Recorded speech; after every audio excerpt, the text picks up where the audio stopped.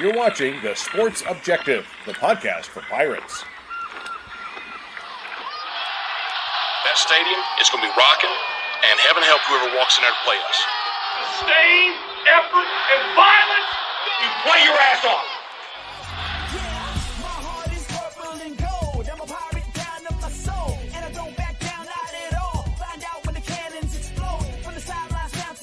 You're watching the Pirate Preview on The Sports Objective. Join us every Tuesday night on YouTube Live as we're joined by beat writers and other media members as we take a look at what lies ahead for the Pirates. Now, here are the guys. Here it is, a first down. Pirates.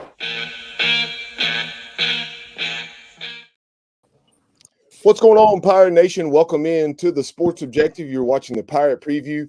Typically, we're joining you on Tuesday night. This week had some life things happening, coming to you on a Thursday night, but better late than never, as the Pirates will be traveling down to the Alamodome, 3:30 kickoff on ESPN Plus, first ever matchup with the UTSA Roadrunners on Saturday afternoon. And now I'm joined by my co-hosts Kyle Barber and Matt Semenza as we take a look at this first ever matchup with the Pirates and UTSA. Guys, how are we? Doing well, Bubba, as we're getting ready to take on the meeps of UTSA. Meep. So, it should be an interesting matchup with the Roadrunners. Frank Harris, good quarterback. They got a good defense, good football team, well coached. It's going to be tough. No doubt. And as you take a look at this matchup, UTSA, coming in to the conference, had really dominated Conference USA in the last couple of years. So much success under Jeff Traylor, averaging 10 wins per season, 7 wins, 12 wins, 11 wins, respectively, and so much success with Frank Harris this year. 1-3 start when Frank Harris went down with an injury. But they have won 3 in a row since he returned, outscoring their opponents by a 42-21 margin. And so no doubt East Carolina will have its work cut out for them as they travel to the Alamodome on Saturday. Yeah, very solid team, guys. I mean, they've had it rolling down there for several years now. And, this is a tough matchup for ECU. Very tough matchup, to say the least. And, I think, obviously, number one, it's a road game. It's in a dome. And, when you play in a dome, it does have an unusual feel to it. And we can't practice inside, Matt. I don't know if that's been pointed out any this week or not. I just, wanted it to be pointed out if anybody else hadn't pointed it out that we can't practice inside. Yeah, exactly. But I think what really makes this game challenging is that East Carolina is going to have to score a significant amount of points to have a chance. And, as we all know, that's been the issue with this team. Can you score enough points to remain competitive? So, that's going to be the challenge. We'll see how it unfolds. I think we'll have a similar game plan to what we had against SMU. And probably a very similar outcome. We'll probably make it respectable until the fourth, and then UTSA will put us away in the fourth. And it'll quickly go from a 17-10 type ball game to a 38-10 type ball game in a hurry. And that's the thing, when you say a significant number of points, I could see that Pirate defense is playing so well, for the most part, outside of a handful of plays, possibly holding the Roadrunners to 27 to 30 points. But obviously, we've only scored 17 points against the FBS team as a high water mark this year, that coming against Rice when the Pirates fell in Houston. So we're going to have to do what we did a week ago and, get a couple of short fields or more, and we can ill afford to not cash in on those opportunities the way we failed to do so against Charlotte. Took advantage of the muff punt, but after Julius Wood intercepted Jalen Jones' pass and ran it back to the 25, had that 24-yard field goal go off the right upright, and definitely cannot have anything like that. Very small margin for error, as we know. Well, what scares me about this game and keeping it close, is Frank Harris is so good. He doesn't turn the ball over and make mistakes. He doesn't beat himself. And while our defense is good, we have not done a great job getting pressure on the quarterback. And if you don't get pressure on Frank Harris, our secondary is good. But if you don't get pressure on Frank Harris, he's going to tear you apart. I don't care how good your secondary is. So that scares me a little bit in this game for the defense. We know what the offense is, and it is what it is, which ain't much. But I do think Frank Harris has the ability to make a good defense look bad. Well, he's about 35 years old, so he seventh year senior. Yeah, So I think he's been there. I think he's been there since the program started. I think he was there under Larry Coker. Yeah, I mean, this guy, he seems like he's been there forever. So but he should play. I remember for BYU. You guys remember? Sorry, Matt. I just thought of something. You guys remember Larry Coker when he was at UTSA? My wife used to always say he looked like Bing Crosby. All right, I can see it a little bit. See that a little bit. Yeah, I see the resemblance. But yeah, Frank Harris should really be on BYU's roster at this point. But because he brings a little age and experience. But I like your Mormon joke. yeah. But hey, you know what? On a serious note, he does bring the experience. Very good quarterback. They've obviously turned it around since he's come back. And speaking of quarterbacks, guys, for me this week, it's all Alex Quinn, and I'm mixing in Jeter occasionally throughout the game. I might have a few packages for Jeter. What do you guys think about the quarterback situation for ECU this week? Yeah, I mean, I think Mason can be effective if you ran some option with him, which is something we saw him do comfortably against SMU, and then see it one damn time against Charlotte, and you have to wonder why. But unless you're going to run some option type stuff, some Wildcat type stuff, you got to start Flynn. At this point, I'd like to see Jeter. I'd like to see what he can do. I don't know how it could possibly be any worse, unless he is just an absolute turnover machine. Otherwise, I don't know how it could possibly be any worse. So at this point, I'd like to see Jeter. I know, he was Houston was asked about that Monday, and he said that we would see him. He did mention about wanting to preserve the red shirt if possible. And he said, unless you're going to play him a whole lot, then you don't worry about that. So I guess with 4 games, how many games we got left? 5 games. 5 games. Yeah, with 5 games left to go in the season, I don't know. He's played in one. We saw. Yeah, you can play him in 3 more if you don't want to waste the red shirt. Although to me, in this day and age of NIL and transfer portal, I don't give a damn about a red shirt, and I think it's pretty stupid to worry about it. But that's just my opinion. I would. I'm with you, Matt. I'd like to see Jeter this week. I'd start Flynn, and then I'd like to see what Jeter could do. I don't know. The only thing I can think of, the only reason you wouldn't start to play Jeter, besides the red shirt situation, is, you've heard about quarterbacks being ruined. Doug Martin, Steve Logan, both guys who've talked about ruining quarterbacks. And you don't want to bring a kid in and ruin his confidence, because of not having a good offensive line or whatever. So that would be the only negative I would see with playing Jeter. Bubba, what are your thoughts on that as a guy who played quarterback? I mean, what do you think about that situation? Potentially ruining him, or creating a negative experience for him out there at his first start, or his first significant playing time, I should say, not start. Just as a general rule, not specifically to Raheem Jeter, but that's something you heard Steve Logan say frequently. That you can ruin them. You can ruin them if you play them too early, and when they're not ready, and you put too much on their plate. And that was something that he was concerned with, be it David Garrard in 1998 as a redshirt freshman, or others throughout his 11-year tenure as the Pirates head coach. But I definitely agree with that, and I don't really know enough about Raheem Jeter to speak specifically to him. But as far as this week goes, last week, like Kyle has already mentioned, we had the game plan, or at least it quickly evolved into this. early on. Once we had little success, no success running the football against Charlotte's stout defensive front.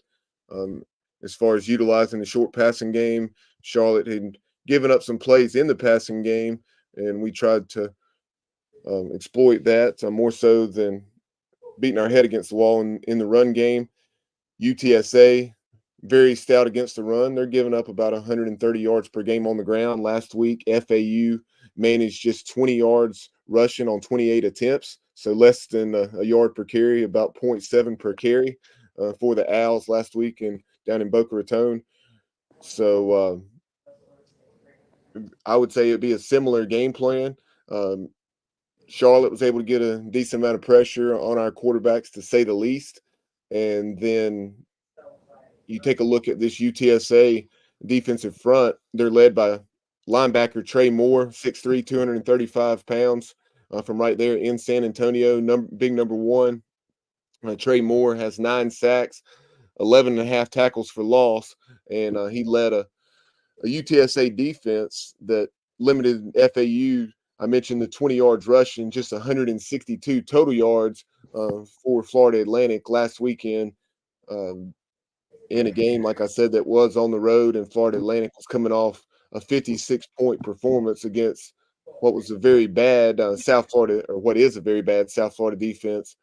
But the Roadrunners have 24 sacks on the season, so pass protection, for Alex Flynn or whoever's in the game is, and then we could have a chance to exploit UTSA some, as others have had the chance to do so through the air.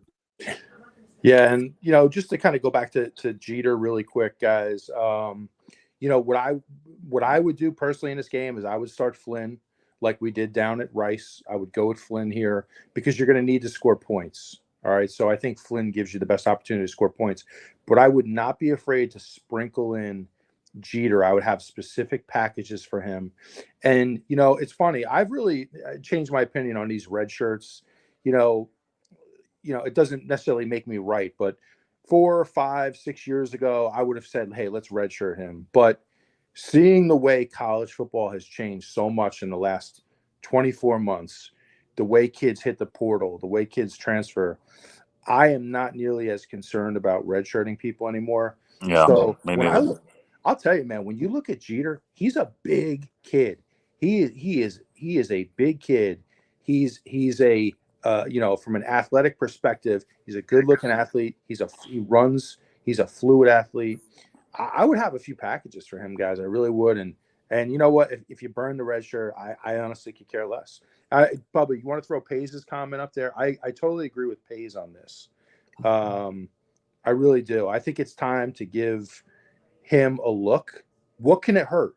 That's the thing. What can it hurt? Kyle said this earlier. You have nothing to lose. Speedy surface. I mean, and to this point, Mike Houston, in his weekly press conference, he was asked specifically about Raheem Jeter and whether we can expect to see him in these final 5 games. And Coach Houston, he said, absolutely. So it's definitely worth keeping an eye on. I think, who knows? We'll see whether we see him against UTSA or Tulane. But if things go poorly offensively these next 2 games, then at FAU, at Navy, and then Tulsa, I would bank on seeing Raheem Jeter, much like you think back to, I guess it was 2003, or no, actually it's 04. Remember when we started seeing James Pinckney, and you saw James Pinckney, and we started lighting it up, and what we put about 35 or 40 points on Memphis in the home finale. Yeah, it was actually we started seeing James Pinckney at the end of 03, and then he started almost the entire 04 season. Yeah, it was it's in the end of 03. We started seeing him a little bit. I remember he played well in some JV games against Hargraves. Yeah, he did. I saw him. I watched James Pinckney in the JV game, and I told Jessica, maybe I don't know what I'm looking at. I'm just, I was 20-something kid then. I said, but I believe he's our best quarterback. Well, it turned out I did know what I was looking at. And he started playing at the end of that season, then started 04. He just couldn't be successful in 04 because we had the worst offensive line in Pirate history, and maybe up until this point anyway. And then 05, obviously, and 06, Pinckney was very successful. But yeah, back to Jeter, and you talk about the redshirt stuff. I play him this game against UTSA. Here's why. If he has success against UTSA, then you say screw the red shirt and you start him the rest of the year. If he doesn't, if he's no more productive than the other two quarterbacks have been up to this point, then you preserve his red shirt and you play him the last couple games of the year some to try to get him ready to see if he can be the guy next year. But if you start Flynn and then put Jeter in against UTSA and Jeter has success, then I say screw the red shirt and let's go with him the rest of the year because, again, I go back to how could it be any worse? And if he can make plays just with his athleticism alone, he's more athletic than Flynn. His skill set, Garcia's athletic, but Jeter strikes me as the type of kid that's probably going to get out of the pocket on his own, roam around, and make plays run around and make a play and throw, if you see what I'm saying. So, I definitely would play Jeter some this week. And if it works, I'd play more and not worry about the red shirt. Yeah. And, guys, I really think that this coaching staff needs to really give some thought as to how they're going to attack the defense. And, what we try to do is we try to attack the middle. We try to run the ball up the middle. I think what we need to do is attack the perimeter. And, you get these defensive ends thinking perimeter. You get linebackers flowing to the perimeter, and then you could start to crease people inside. They have to think about it in a different way because that's just not working. So, what I would really try to do is spread the field. I would try to take some wider splits on the O-line. I would try to work the perimeter and then come back and try to get some inside runs, as opposed to just beating your head against the wall and trying to pound the rock inside and just going nowhere. I just think that we need to go back to some of these principles, some option types, some speed option, some wide receiver screens, high percentage throws, to get some things moving offensively.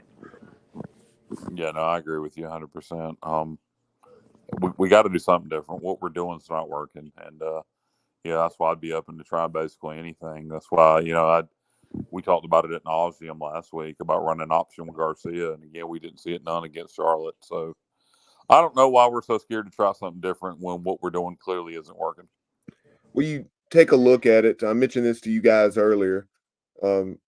Obviously, Rice is the worst FBS defense we've faced, but at the same time, you look at it against Michigan, 235 yards of offense, Marshall, 269 yards, App, 260 yards, at Rice, 391, SMU, 290, and Charlotte, 127. So there's only been one game, against an FBS opponent that we've had more than 290 yards of offense, which is mind-boggling. And in that game against Rice, where we had nearly 400 yards, we threw 65% of the time on first down. Yeah, I know. And, Donnie alluded to that today in his press conference that, we're not a wide open all over the, throw the ball over the field football team. And then he said Mike Houston's never had that kind of offense anywhere he's been. So I don't know if he was trying to deflect some of the blame to Houston or what. Or if he was just stating a fact. I don't know. But I go back to it again. If what you're doing ain't working, do something else. If the answer is to throw the ball every down, throw the ball every damn down. We do have some talent in the running back room. The problem is the O-line just don't seem to be able to run block. Gunn's back healthy. Gerald Green is back healthy. We may see Bond, but one guy that I see make plays on his own is Kamara Edmonds. I see him get yardage on his own. This past week, 16-yard rush against Charlotte, and it was all on his own. It was he was breaking tackles. It was all Kamara Edmonds doing that. I remember there was a play against SMU, Bubba, that I pointed out to you that was just a 3-yard reception, but those 3 yards were all on his own. Yeah, and speaking of personnel, we appreciate everyone chiming in on Facebook and YouTube tonight, and we're getting a lot of personnel questions. You mentioned Javius Bond. Pays had just asked about Javius Bond. Is Bond still out? What I'm hearing about him, he is doing some running, but he's still, not wearing pads. My guess is I'd be a little surprised if we see him at UTSA, maybe more likely to make a return against Tulane. But Gerald Green, I know he was a go in full pads on Tuesday, so hopefully Gerald will be ready to make an appearance and do some damage against the Roadrunners on Saturday afternoon. Let's see. Kenneth Maynor and chiming in about Shane Calhoun. Obviously, we only have 3 passing touchdowns. Shane Calhoun has been on the receiving end of 2 of those. And Shane on the season, 15 catches, 119 yards, and those 2 touchdowns. Yeah, that's going to be tough to do, Kenneth. And unfortunately, Shane Calhoun is out injured after catching that touchdown pass with about 13 minutes to go last Saturday against Charlotte. He's sustained an injury at some point, not exactly sure when or what that injury is, but he, from what I've heard, is a no-go against UTSA. Already may be out the rest of the year. Yeah, and hopefully not significantly longer. And so you're going to have to see Tyler Savage and then those young tight ends, those true freshmen like DeCerio Riles, step up. Thankfully, we got Savage back last week, or we would be in a mess right now at tight end. Yeah, and I do think that's going to change what we do a little bit, because Savage, he's more of a detached tight end. He's played some wide receiver. He's you can put him in a slot a little bit, but he's not really an inline blocker. So Calhoun, he's not his strongest asset isn't blocking, but I think he does give you something there. So I think it does change a little bit what you do, and that's a huge loss. Calhoun is a huge loss. I feel like he's been underutilized throughout the year, but he's a guy that it's going to be hard to overcome that loss.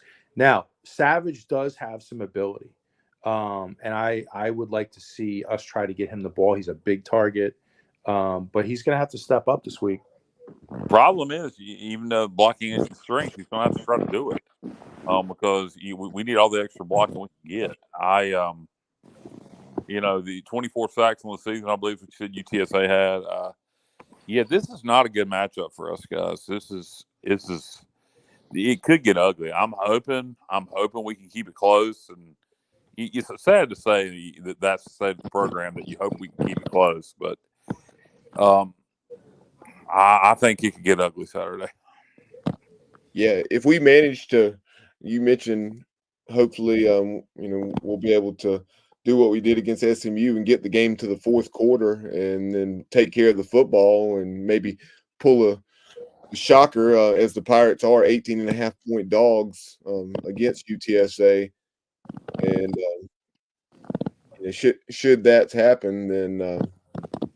Yeah, but to your point about keeping it close, yeah, I mean, we would be at this point very pleased to have an opportunity to win the game, all things considered. That goes without saying. You take a look at UTSA, and we'll hear more about the Roadrunners directly from their head coach, Jeff Traylor, who's in his 4th season there in San Antonio. And, he's a guy that, like Mike Houston, his roots go back to the high school ranks, and then had some direct ties to, I want to say it was Chad Morris. But Coach Traylor's obviously done a heck of a job, and you definitely want to hang around and hear what he had to say about his team. But Frank Harris, we talked about, 7th-year quarterback, the beneficiary of a medical red shirt and also COVID. That UTSA program is just 12 years old, so Frank Harris has been around for over half the program's history, which is amazing. That's insane. Yeah, Despite all their success and despite having those 12 and 11 win seasons, the Roadrunners are looking for their first ever bowl win. They've been to 4, but have lost all of them. Last year, coming up short against Troy down in Orlando in the Cure Bowl.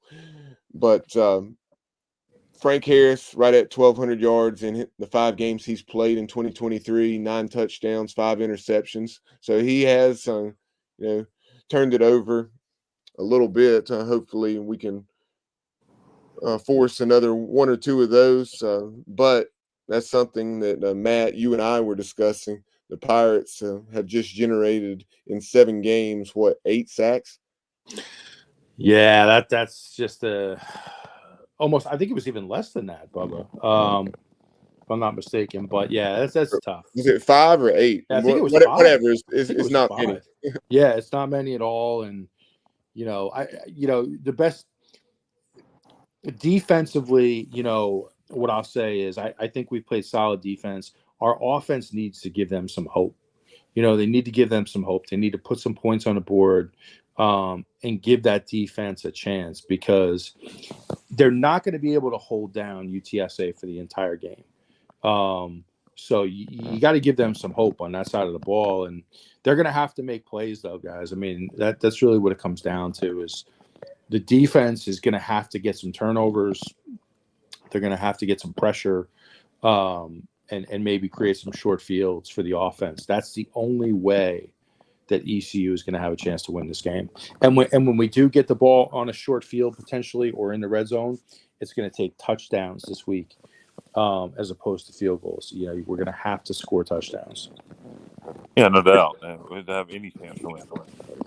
And when UTSA gets down there, conversely, we have to force them into field goals. That's something that once they get in the red zone, they're scoring at a 72% clip as far as punching it in 4-6, 18 touchdowns in 25 red zone trips. Well, that's pretty salty. But taking a look, and I did confirm, Matt, that was 5 sacks through 7 games for East Carolina. So very little pressure. And man, that's unbelievable. That's hard to surprising. As well as our defense has played, it is really surprising that we don't do a better job of sacking the quarterback. And by comparison, last year in 13 games, we generated 29 sacks. And last year, I know at times, we talked about how it wasn't as good as it needed to be. So, I mean, but at this point, we would do anything for the pressure we had of a season ago. I wonder, are we trying to blitz as much? I don't know. When you blitz more, you're more likely to give up a big play. And the way we're trying to, keep them close. I wonder if the lack of pressure on the quarterback comes from the lack of blitz, where we're not wanting to leave our corners on an island because we can't afford to give up a big play, because we can't afford to give up a fast score because our offense is so inept.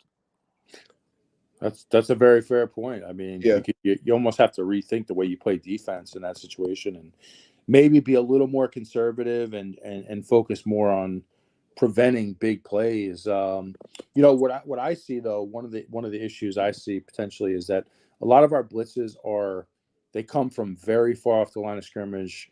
They're almost delayed blitzes, and you can see them coming. Occasionally I would just throw 8 in the box and just get after it, man. Just man up on the outside, just create chaos up front and just get out of it and try to make a play, because some of those delayed blitzes from when you're coming in as a linebacker from, walking down over the slot receiver and then trying to blitz from that far out, you're just not going to get home. Right. I have a comment here on Facebook from Will Landon. He says, with Shane Calhoun out, would you expect to see more 10 personnel? Obviously, 1 running back, 4 wide receivers, but have to find some blocking up front. Yeah, that's a good question. Perhaps, but again, you have to find the blocking. Exactly. To answer your question, Will, who the hell knows? That makes sense with Calhoun out, but again, the blocking could be an issue. Although spread them out wide, take wider gaps with your offensive linemen, try to make plays in space. I always think that when you spread your offensive out wide, when you spread your offensive linemen out wide with wider gaps, I always think it's tougher to get pressure on the quarterback. Yeah, I think Will asked a good question. I mean, I think that is probably what you're going to have to do, because I just don't see the inline blocker at tight end right now. I think, and even Calhoun wasn't really a natural inline blocker, but now you look at Savage, who he was a wide receiver. He's really and I'm saying converted. gaps. Wait a minute, man. I'm sorry. I'm saying gaps. I mean splits. But go ahead. No, I hear what you're saying. I mean, you're just, I think that's a good point too, Kyle. I mean, you widen the splits a little bit, you spread the field out, you create lanes.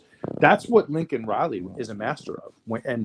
When you look back to his time at East Carolina, wider splits, guys, running backs that could find a crease, but spread the field out, and just a different philosophy. But yeah, it's going to be interesting, man. I do think, Savage, one thing about him, though, is he's tall. He's probably 6'3", 6'4", and you might be able to, if you get in the red zone, split him out a little bit and throw some fades or some jump balls to the back corner.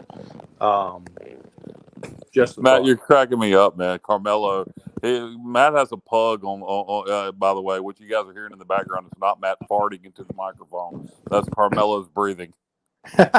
I do. This dog is right next to me. He's snoring. He's making all kinds of noises. So it's definitely not me. Thanks for calling that out, Kyle. Appreciate it. Well, I figured for the listeners might be hearing it. Like one of us have gas. I'm like, who the hell's farting nonstop on the show? It's the dog snoring. It's the pug. That would be my pug, man. That would be my pug. Earlier when we were talking about the Roadrunners pass defense, I think on the season, they've given up about 240 yards per game, I want to say, maybe a little more than that. But E.J. Warner, that was the game that I couldn't think of. I think they beat Temple 49-34 in Philly. I want to say that was Frank Harris' first game back. But Warner threw it 65 times, but he threw for 472 yards and 5 touchdowns. So that gives me hope if we can protect, for Alex Flynn or whoever's back there, then, maybe we can generate enough through the air to get a little something done and give ourselves a chance to score some points. Yeah, I mean, E.J. Warner's a hell of a quarterback. I know Right. Temple's really underseeded this year, and I believe E.J.'s out with injury right now. But I don't know that we have a quarterback that can do what E.J. Warner can do. No. I'm not saying throw for 450 right. or 500 yards. I know you're not. Just like a very inexperienced quarterback, Byron Brown for South Florida, lit up Rice for 400 yards right before we play him, and then Right. Alex Flynn threw for about 250, 260. I want to say maybe it wasn't quite that much, but I think that number is pretty accurate. And so maybe we could do something of that nature. Throw for about 250, and finally have a couple passing touchdowns or more to a wide receiver. That would be great. And lofty goals, Bubba. No sarcasm, Bubba. That's just blows my mind to think that we're 7 games into the season and a wide receiver hadn't caught a touchdown pass. No, I mean, why would you expect a wide receiver to catch a touchdown pass, Bubba? I mean, that's insanity. And Johnny Robertson said, on the other side, some of the teams that throw it the least in the country, Navy, Army, etc., have guys or have a total of 4 or 5 receiving touchdowns by wide receivers. If people don't understand, if some of the people think we're being too negative, if you don't understand why we're so pissed off, you should probably just stop watching football. My God, when you read stats like that, it is beyond inept. It is unexcusably bad. And I'm sorry, I'm sitting here trying to be nice this podcast. Screw that noise. We suck donkey balls. This is ridiculous. This is freaking ridiculous. When you just say stuff like that, and I really think about it, I just get so freaking mad and frustrated. It's just unexplainable, unexcusable, and unacceptable.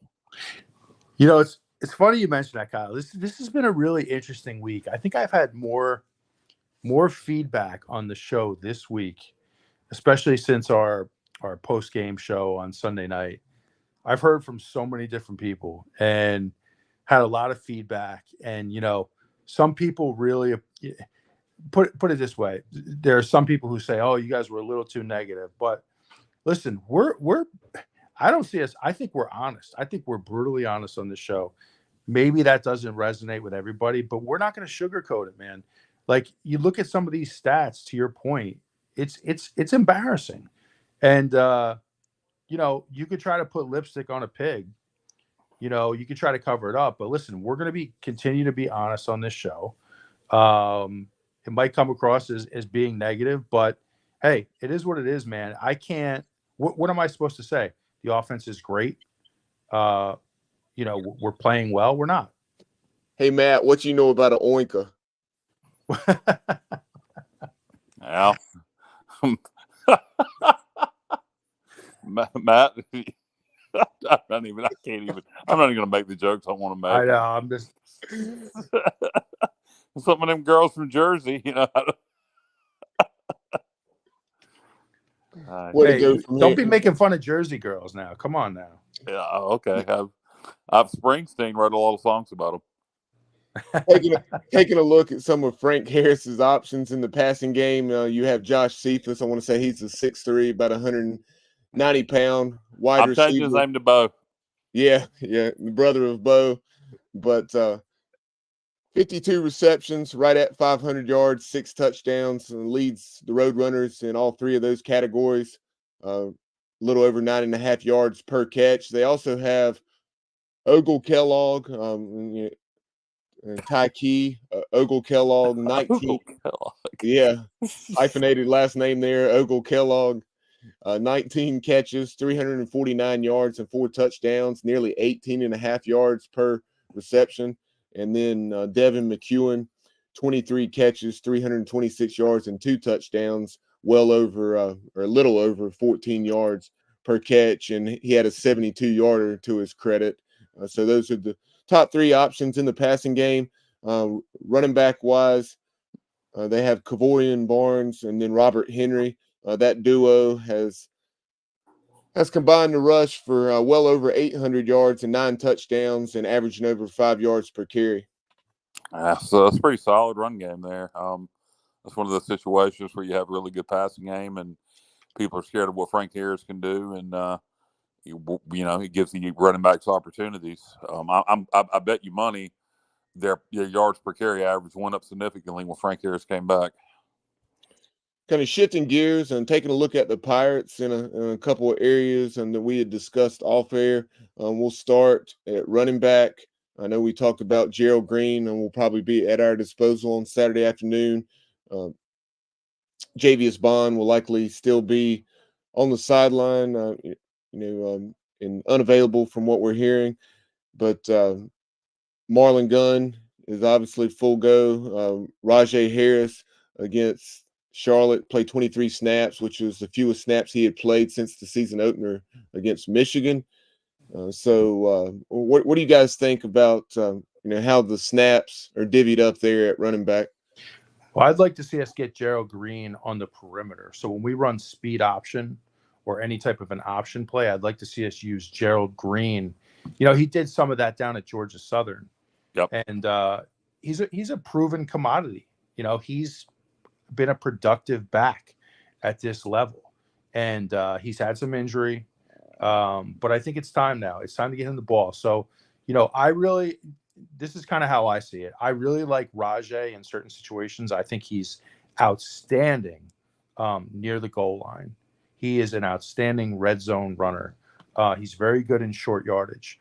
I think when you're running speed option, you want to get the ball more to Green or Gunn. But Camaro, I've been very impressed with him too. He runs hard.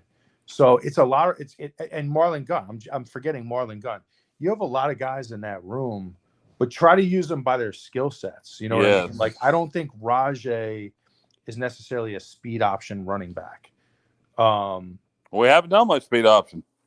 Right. I think that the few times we've done it, and I keep going back to that because, again, what I'm trying to do is find plays that get us to the perimeter a little bit, as opposed to just banging our head up the middle every play. And if you're going to bang your head up the middle, I say play Kamara Edmonds, because Kamara has shown me the ability to make yardage on his own. He's a guy that strikes me. I'll always use this term with running backs, get them lathered up. Edmonds is a guy I'd like to see get lathered up. I'd like to see him get multiple carries. I got a feeling he's one of those kids that will probably get stronger the more he runs the ball, and I'd love to see him get that opportunity.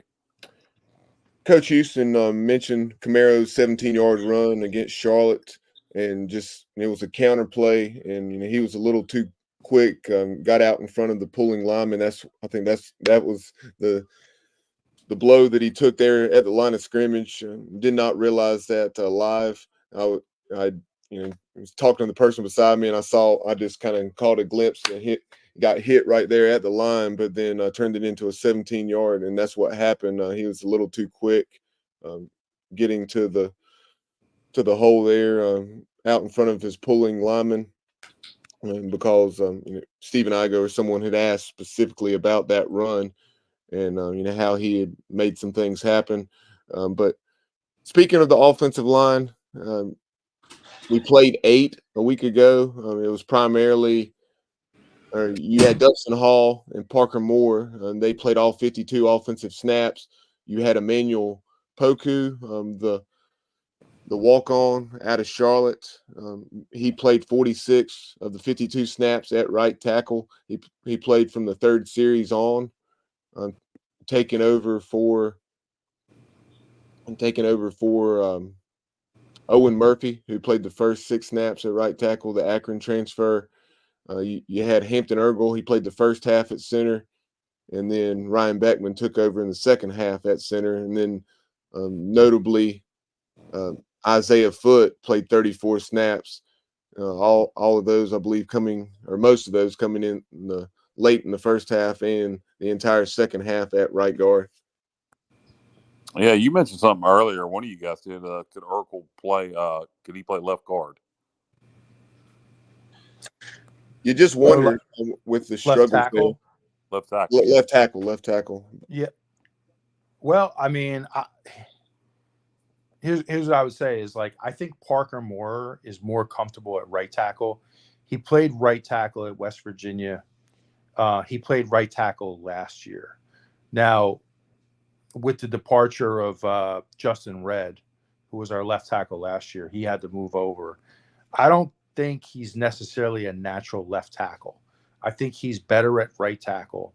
I would move him back there, honestly. I really would. I would get him back to a spot where he's more productive, and I would explore with that left tackle. But to your point, Kyle, yeah, give Ergel a shot there. Maybe Poku. Hopefully, I'm saying his name right. Poku. Maybe he's more comfortable at left tackle. I mean, at this point, you got to try everything. Okay. So that's a long-winded, very long-winded answer, Kyle. But yeah, I think so. Bubba, what do you think? Yeah, it'd be interesting to see if that's something they've experimented with this week in practice, because it was definitely a glaring concern last week. Some of the pressure that we had on Mason Garcia or Alex Flynn, and to Parker Moore's defense on one of those plays, I believe was in the first half. And this was spoken about by Mike Houston and perhaps Donnie Kirkpatrick this week during press conferences, that the inconsistencies where when one guy's performing and doing his job, the other guy's not, and vice versa. On one of those sacks, perhaps where Mason Garcia was hit 2 or 3 steps after he caught the snap from center, you were supposed to have a chip on that guy, and the left tackle receiving help, and Parker didn't receive the help from the running back who was in the game at the time. Don't recall who, doesn't matter, but that's an example of just the inconsistencies in execution. Yeah, no doubt. And we haven't talked about special teams. If we get into that,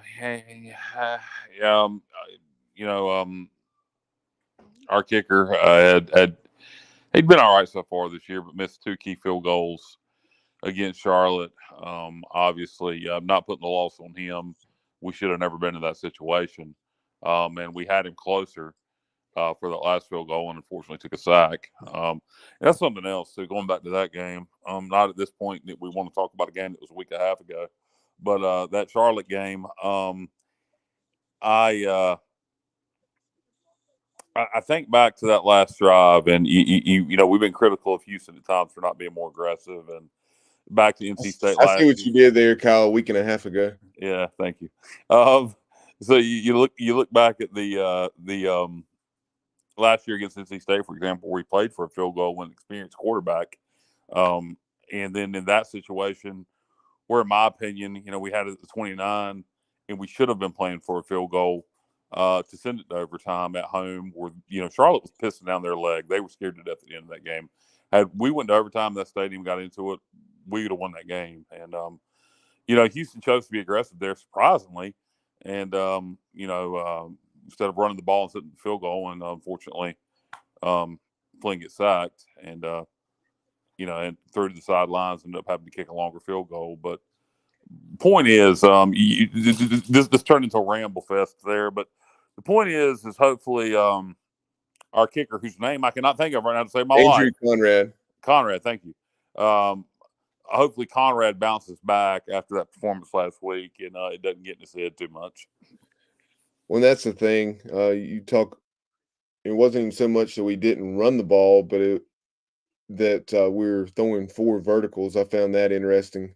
I think he was trying to go. I think we wanted to take a shot there, Bubba. I think he was going to try to win the game instead of play for overtime, which normally I'd be in favor of. But in that situation, the way our line has struggled and the way we've struggled on offense, I did not think that was the time to do that.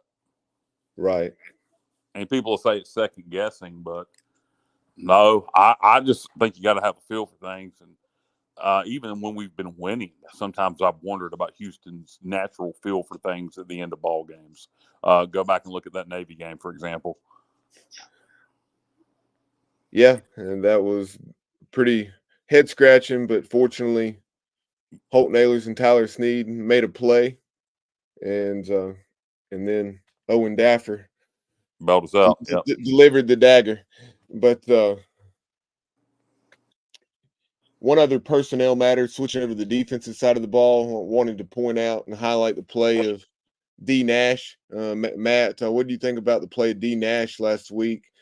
You had Omar Rogers and Tegan Wilk, 2 key pieces there in the secondary and safeties out, and D. Nash comes up big, playing in 59 of the 69 defensive snaps. I thought he did a really good job there. I mean, hey, and Kyle, you hear the dog in the background? Is that what you're laughing at? Yeah, my wife busted out laughing, and I couldn't help but laugh at every. This dog, man, he all he does is snore. But very impressive performance by D. Nash. He's got a lot of talent, highly recruited out of high school. We've needed all of our depth at safety this year, between the injuries to Tegan Wilk and now Omar Rogers. So happy to see him step up, man. I think he's got a bright future for us. Matt, back before you did the podcast, when we were doing audio only way back in the day, those old shows can be found on archive that wherever you're listening to podcasts. But there was an episode, we had a basketball player on. Bubba, you'll remember this. I don't remember what it was. I fell asleep. This is back before I got on the CPAP machine. And I have sleep apnea, and so I was struggling to stay awake. I think it was Lester Lyons. Huh? Lester Lyons. Yeah, Lester Lyons, exactly. I fell asleep. One of the best to ever wear the purple and gold. Yes, and I just started snoring during the podcast. There was no hiding. I mean, it was bad. It was bad. But again, I have a medical condition that had not been treated at that time. I was not on the CPAP machine yet. It was due to sleep apnea and lack of sleep at night. And I fell asleep during the podcast for Lester Lyons and just started sawing wood during the podcast. So if you guys want to find that episode in archives to hear me snore, it's the Lester Lyons episode. It's probably from about 3 years ago at this point. There you go. That'll be a good YouTube short. There you go. Put her out there. But taking a look at this atmosphere. Carmelo, we're trying to do a podcast here. Yeah, taking a look at this atmosphere at the Alamodome. The Roadrunners are averaging 33,000, a little over 300 through 3 home games.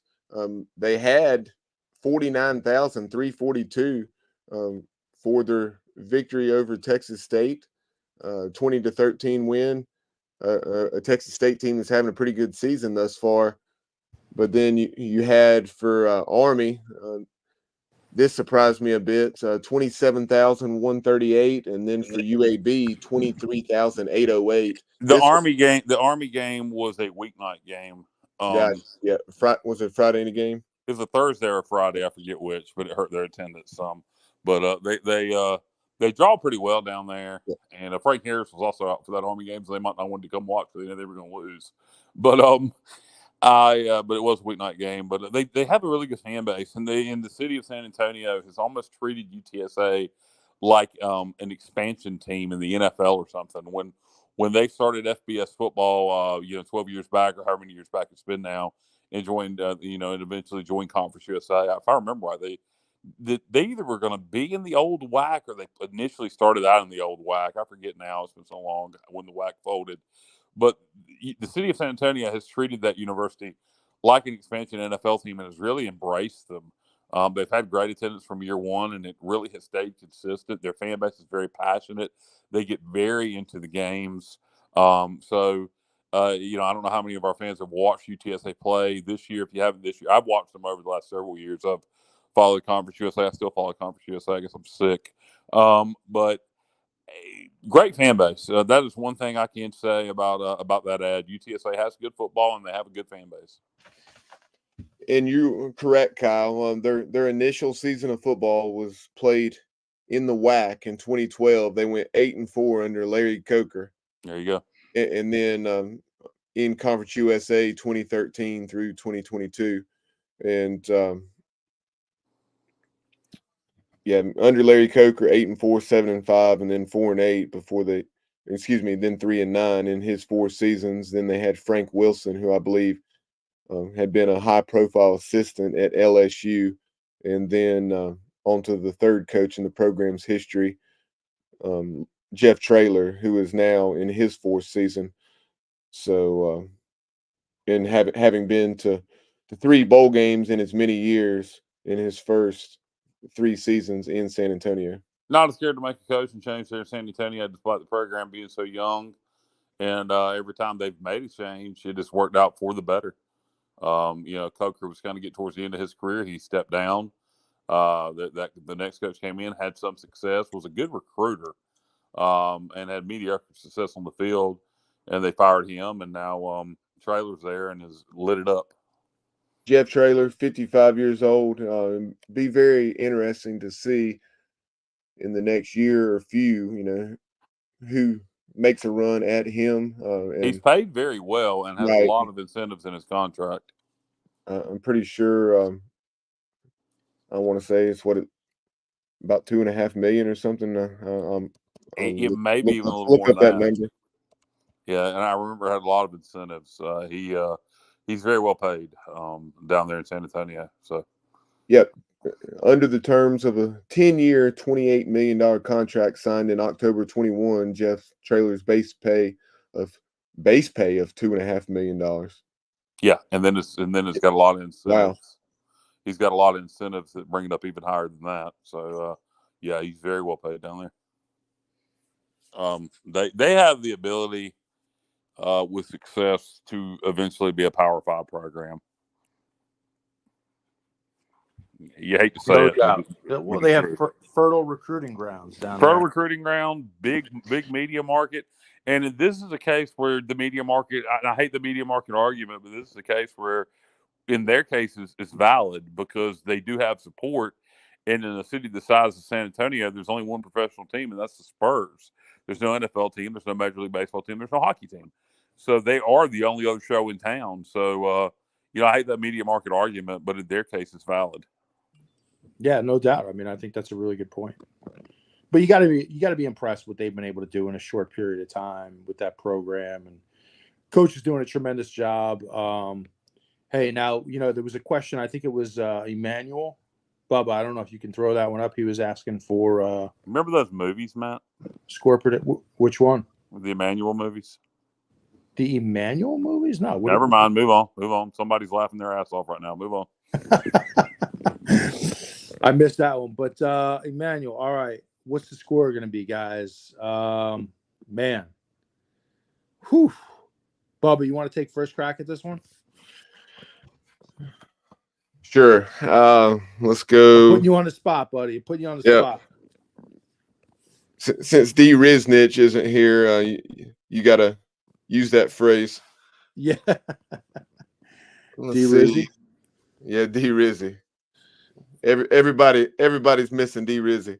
No, let's see. Let's go Roadrunners.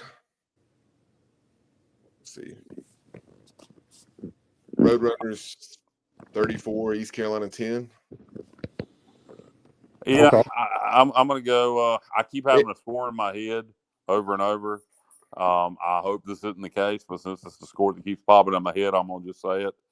42-7, Roadrunners. That's a tough one. Yeah, I'm thinking 35-13.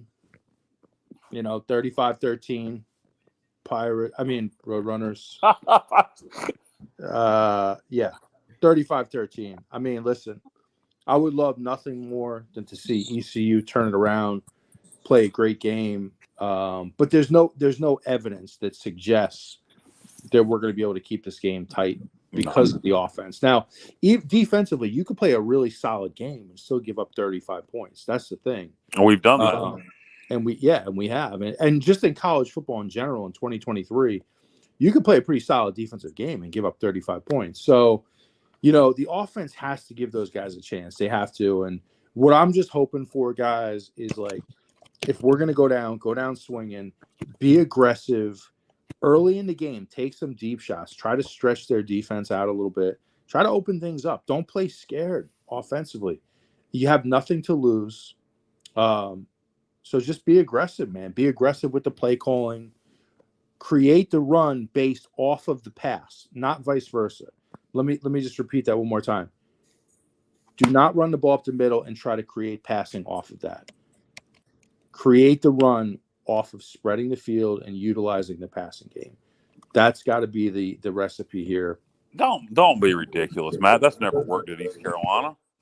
Never. Even when Lincoln was here. When Lincoln was here, we didn't do that. When Logan was here, we didn't do that. Well, that's insanity. Yeah. So, Emmanuel, that's probably not the answer you were looking for, brother. But it is what it is, man. That's I think we're all pretty consistent with our scores there. Yeah.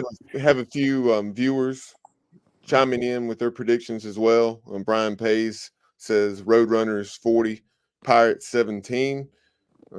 Kenneth Maynor on YouTube, UTSA 38, East Carolina 6. Jeff Collins, some typo here, obviously. He has us playing East Tennessee State, but the Roadrunners 24, East Carolina 6. I think we might could beat ETSU, maybe. Yeah, they're in a down year. I want to say they're about 1-5 or 6 as well. I kind of wish we played ETSU this year. Yeah, ETSU, not WCU. Yeah. What are you talking about? They lost to Furman, dude. They're horrible. Yeah, that top 5 Furman team. Yeah, exactly. And let's see, Johnny Robertson. He thinks it's going to, I guess, come down to the wire a bit. 30-24 Roadrunners. UTSA is terrible in pass coverage, which we discussed, and I said that if Alex Flynn gets some time to throw, there's definitely some things to exploit there, as it was against Rice, which is our high water mark in the passing game, where we threw for over 260 yards. And Johnny thinks that we can exploit that as well and give UTSA a run for its money on homecoming in the Alamodome. Wouldn't that be something? Wouldn't that be something if we lit it up somehow and got a couple turnovers and pulled the upset? I mean, that would turn the season around. I mean, that would change the narrative completely. I mean, it wouldn't get the loss of the taste of that Charlotte loss out of your mouth because you still freaking lost to Charlotte. But it would certainly change the narrative from my end, which and a lot of other people's end. I hope Johnny's right, and even more so, I hope we can pull the upset. This isn't about anybody. Nobody wants. Let's be that clear for anybody who seems to be confused on the matter. We do not want Mike Houston to fail. We do not want this football program to fail. Nothing would make me happier or any of us happier, than to see this team win out. But we're just being realistic. Believe me, Absolutely. nothing would be. I mean, I'd be tickled shitless if we somehow managed to beat UTSA. No doubt. And if we found a way to win this week, and then coming home to play a ranked Tulane team. Oh yeah. There's just no evidence that it can be done. Right. So, and kind of along the same lines of what Johnny Robertson was saying, going way back about an hour ago or so, Johnny Gardner chimed in with this comment. I was waiting for appropriate time to bring it up, and he said, in good seasons, we've always had a WTF game that's gone against us. I see this being a flip side of that. You think back 99, we were off to the excellent start. We go down to UAB and lay an egg in the second half, and get shut out and beat by about 3 touchdowns by the Blazers. A lot of other games come to mind as well. The game at Temple in 2014. And Tulane 2013.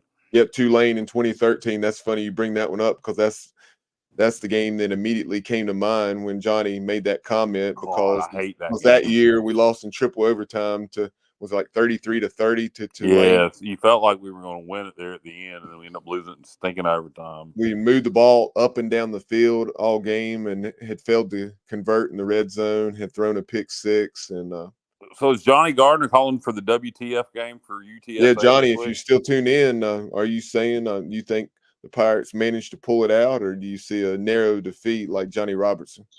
Let us know if you're still tuned in, JG. I keep having these images in my head, and maybe it's just wishful thinking. Yes, very much so, Pace. Like the 2002 TCU game where you beat me to it. The Pirates were 3-6, I want to say, and then beat the Horned Frogs. So Travis Heath with the big, was it a strip and score, or a pick 6? I want to say it was a strip and score.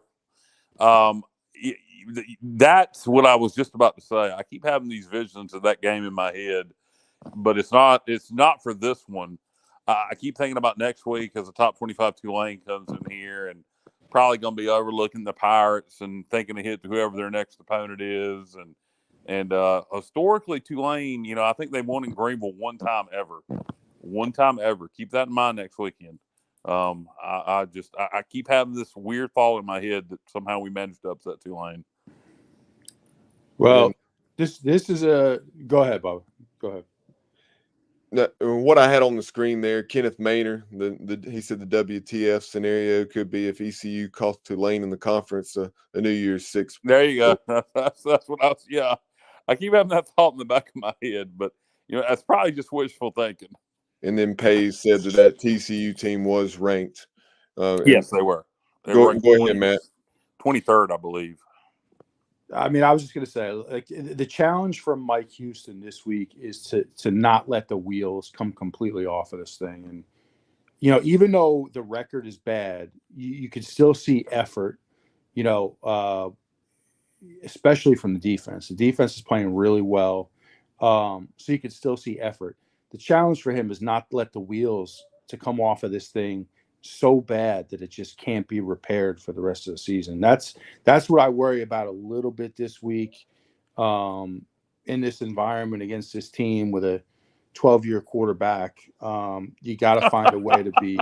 You got to find a way to be competitive. I mean, do you guys understand what I'm saying there about that? I mean, I do. Yeah, you don't want to lose the locker room basically and have the team fall apart. The defense to say, "Screw this, we try for nothing." And just all to go to hell. I do understand what you're saying. because the noise has never been louder as it has been after the Charlotte game. So you could lose the team in a hurry if things get off to a bad start in San Antonio. Right, exactly. And as we talked about before the show, I mean, if you're going to have any type of rebound next year where you're able to have a winning season or, a solid season, what you're going to have to do is find a way to keep this defense together. You have to keep this defense together. You have to keep guys from going into the portal. And you have to keep adding pieces to it. Maybe a pass rusher.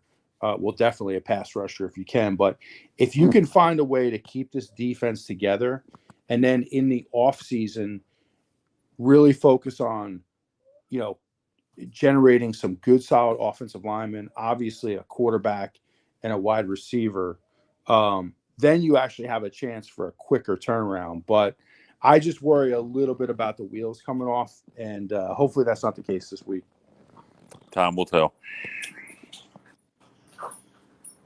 Taking a look very quickly at some other action taking place this weekend, whether it's in the American or just around the nation in general. Before we go to this 20 or so minute interview, press conference with UTSA head coach Jeff Traylor. You have Kyle. What has James had to say with everything going on there in Hattiesburg? The Golden Eagles are 1-6, and they're traveling up the mountain to take on App State. The Mountaineers 3-4 with 4 losses there, either in overtime or the final minute of the game. He's not very positive. He's ready to see Will Hall hit the road. This is year 3 for Will Hall, and they're awful. They may be worse than we are. So he's ready to see Will Hall hit the road. He's not very optimistic about their chances in Boone. App's in need of a win. They've lost 2 in a row. Played good football, close losses. So I got a feeling App wins and they cover. Speaking of the Sun Belt, big Sun Belt East game going on as we speak. Georgia Southern in Statesboro is leading Georgia State 44-27. Georgia Southern looking to become bowl eligible and get to 6-2. Georgia State is already bowl eligible at 6-1, but looks like the Panthers will suffer their second defeat of 2023 tonight as they trail the Eagles 44-27 with just over 6 minutes remaining. Tulsa transfer quarterback Davis Brin has lit it up tonight for Georgia Southern. 22 out of 33, 334 yards, 3 touchdowns, and an interception. I saw that NIL money at Georgia Southern, how they got that transfer quarterback from Tulsa. And must be paying their head coach $800,000. He was a freaking head coach at USC. But, hey. Now, couldn't we have had him here in Greenville, guys? Yes. The quarterback, yes. One would think. Yes. You have there was rumors JT Daniels was interested in coming to Greenville. Then you have Virginia Tech leading Syracuse 38-10 with a little over 3 minutes to play in the game. How about the Hokies turning it around since that Marshall? Since that Marshall loss. Yeah, they've been playing good football, so good for them. Go ahead. And they started off the year 1-3, but that third loss of that third loss in a row came at Marshall 24-17. But then, as Kyle mentioned, they bounced back the following week. A solid defeat over the Pitt Panthers 38-21 at Lane Stadium. Then went to Florida State. That game was much more competitive than the 39-17 final.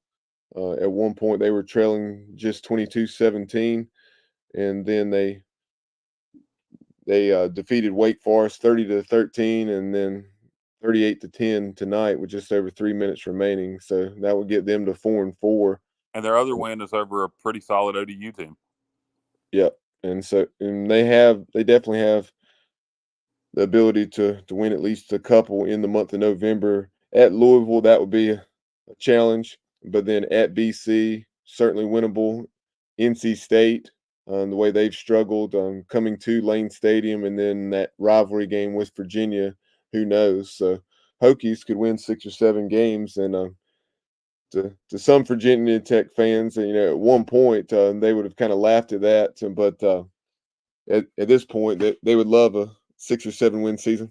And second year for that guy, he's building. So for him to start turning it around mid-season this year or just before mid-season this year, and if he can continue that momentum, they got to feel good about next year. So good for them. I don't know why I'm happy about that, honestly. After they quit playing us and whip Babcock and all that, I guess it's just old feelings. We always used to think of all the schools in the ACC. Virginia Tech was our ally for so long, and unfortunately, that's not the case anymore. One of the top matchups of the weekend, number 8 Oregon traveling to Salt Lake City to take on 13th ranked Utah. The Utes did it again to USC, winning on the last second field goal. And Oregon is a 6.5 point favorite over the Utes there in Salt Lake City. Well, you know what? Utah's pretty tough to beat at home. I would almost, in Salt Lake, I don't know. I might like Utah in that game. There you have a couple of teams, playing to keep their playoff hopes alive. Yeah. Yeah. Anything else? Do you think in the SEC, ACC that we need to be aware of? Let's see, in the SEC or in the American. You have the world's largest outdoor cocktail party, even though they don't call it that anymore. Georgia, Florida. Not in this PC world, but number one. How Georgia. is that not politically So that correct? just means we need to double down and call it that more often. How is it not politically correct? The world's largest outdoor cocktail party. Well, how is it not politically correct? Who does it not? Who does it exclude? Who doesn't? Who doesn't drink cocktails? Yeah, Kyle, everybody's offended about everything. Is it because it says cock and tail? It could be, for all we know. But my natural instinct when the world goes PC, I go the other way and I double down. So I'll call it. I'm gonna call it the world's largest. I'm gonna call it the world's largest tail cock party. So you got it's one of them there orgies. The number one Georgia Bulldogs, 14.5 point favorite over Florida. So they're really not calling it that anymore? They haven't in a few years. Yep. You got to be no unbelievable, man. This is going way too far. Let's see. It's going way too far. Bubba's going to try to bring up the data on when that. No, I'm just seeing if I'm trying to recall if there's a new name for it. Yeah, it's called the Florida Georgia game. No, I don't think they have renamed it, Bubba. It's just they just don't call it that anymore. Anything else? What about the American? What's the big matchup this week? Another one in the SEC is definitely worth keeping an eye on. I'll say that. I mean, not as much since Tennessee got beat by Alabama last week, but an intriguing matchup nonetheless. That rivalry matchup with number 21 Tennessee going to Lexington, 3.5 point favorite over Kentucky. That's still one to watch whether they lost to Alabama or not. Kentucky's a good football team. That's a very good matchup. Tennessee, Kentucky. Who did the Tar Heels? They bounce back this week, or they off? Who do they play? They go to Georgia Tech. So. Who the hell knows what's going to happen in that game? Georgia Tech is they're one team one week and one team the next. They're 11.5 point favorite over the Jackets. They may cover, they may lose. Nothing would surprise me in that game. Me either. That's one I think I would stay away from if I was a gambling man. Same. Anything in the American? This is an interesting one with Virginia coming off that win at North Carolina. Now they're going to Coral Gables to take on Miami, who had that overtime win over Clemson. Virginia is an 18.5 point dog. So you have two teams looking to handle success from a week ago. I would lean toward taking the Cavs and the 18.5 in that one. I like that young quarterback at Virginia. I said it all year. If he ever put it together, Virginia would be pretty good, and they put it together against North Carolina. Now, can they do it consistently? We'll find out this weekend in Coral Gables. Do you want to move to the American yet, or is there anything else? I'll give you a quick one before we go to the American. Okay. Ohio State going into Camp Randall to play Wisconsin this weekend. Kind of a little bit of a trap game. Ohio State coming off a huge win against Penn State at home. Now they have to go on the road to play Wisconsin, 14 point favorite. I think that's going to be a very close game. Watch Yeah. out. And Watch these out. are and these are your all two I'm saying. Southern boys, and these are your two Southern boys' reaction to Big Ten football. You guys got to give the Big Ten some love, man. Come on. Come on now. It's Kyle, a very, very, very, very physical conference, and they have a lot of good football teams. Listen, the Big Ten is the best this time of year because it starts to get cold. You start to get some like freezing rain, some snow. And what I always say is, listen, to some of the Southern teams, come up to Michigan, come up to Penn State when it's 15 degrees outside. Well, I'm sure eventually that'll happen when the Big Ten invites Florida and the University of Cuba for that Cuba media market next. Kyle, you mentioned within the American, North Texas played Tulane very well, came back from a couple of 3-touchdown deficits against the Green Wave, and then Tulane had to win it late on a Michael Pratt touchdown run with 2 or 3 minutes to go. Memphis is traveling to North Texas this week. The Tigers a 7-point favorite. Memphis is 5-2, looking to stay in the thick of the AAC. That could be an upset. That's got upset written all over it. Looking to stay in the thick of the American race, with UTSA and SMU and Tulane, who are right there at the top of the conference. Tulane, on the other hand, the Green Wave 22nd, and they're 10.5-point favorite at Rice. Yeah, and that, you know what, Rice is weird, man, because they played their worst 2 football games against us, which they managed to win, and against UConn for whatever reason. UConn's awful this year. Who knows? Rice could get Tulane some trouble, or Tulane may blow them out. That's one that I'd also stay away from the spread.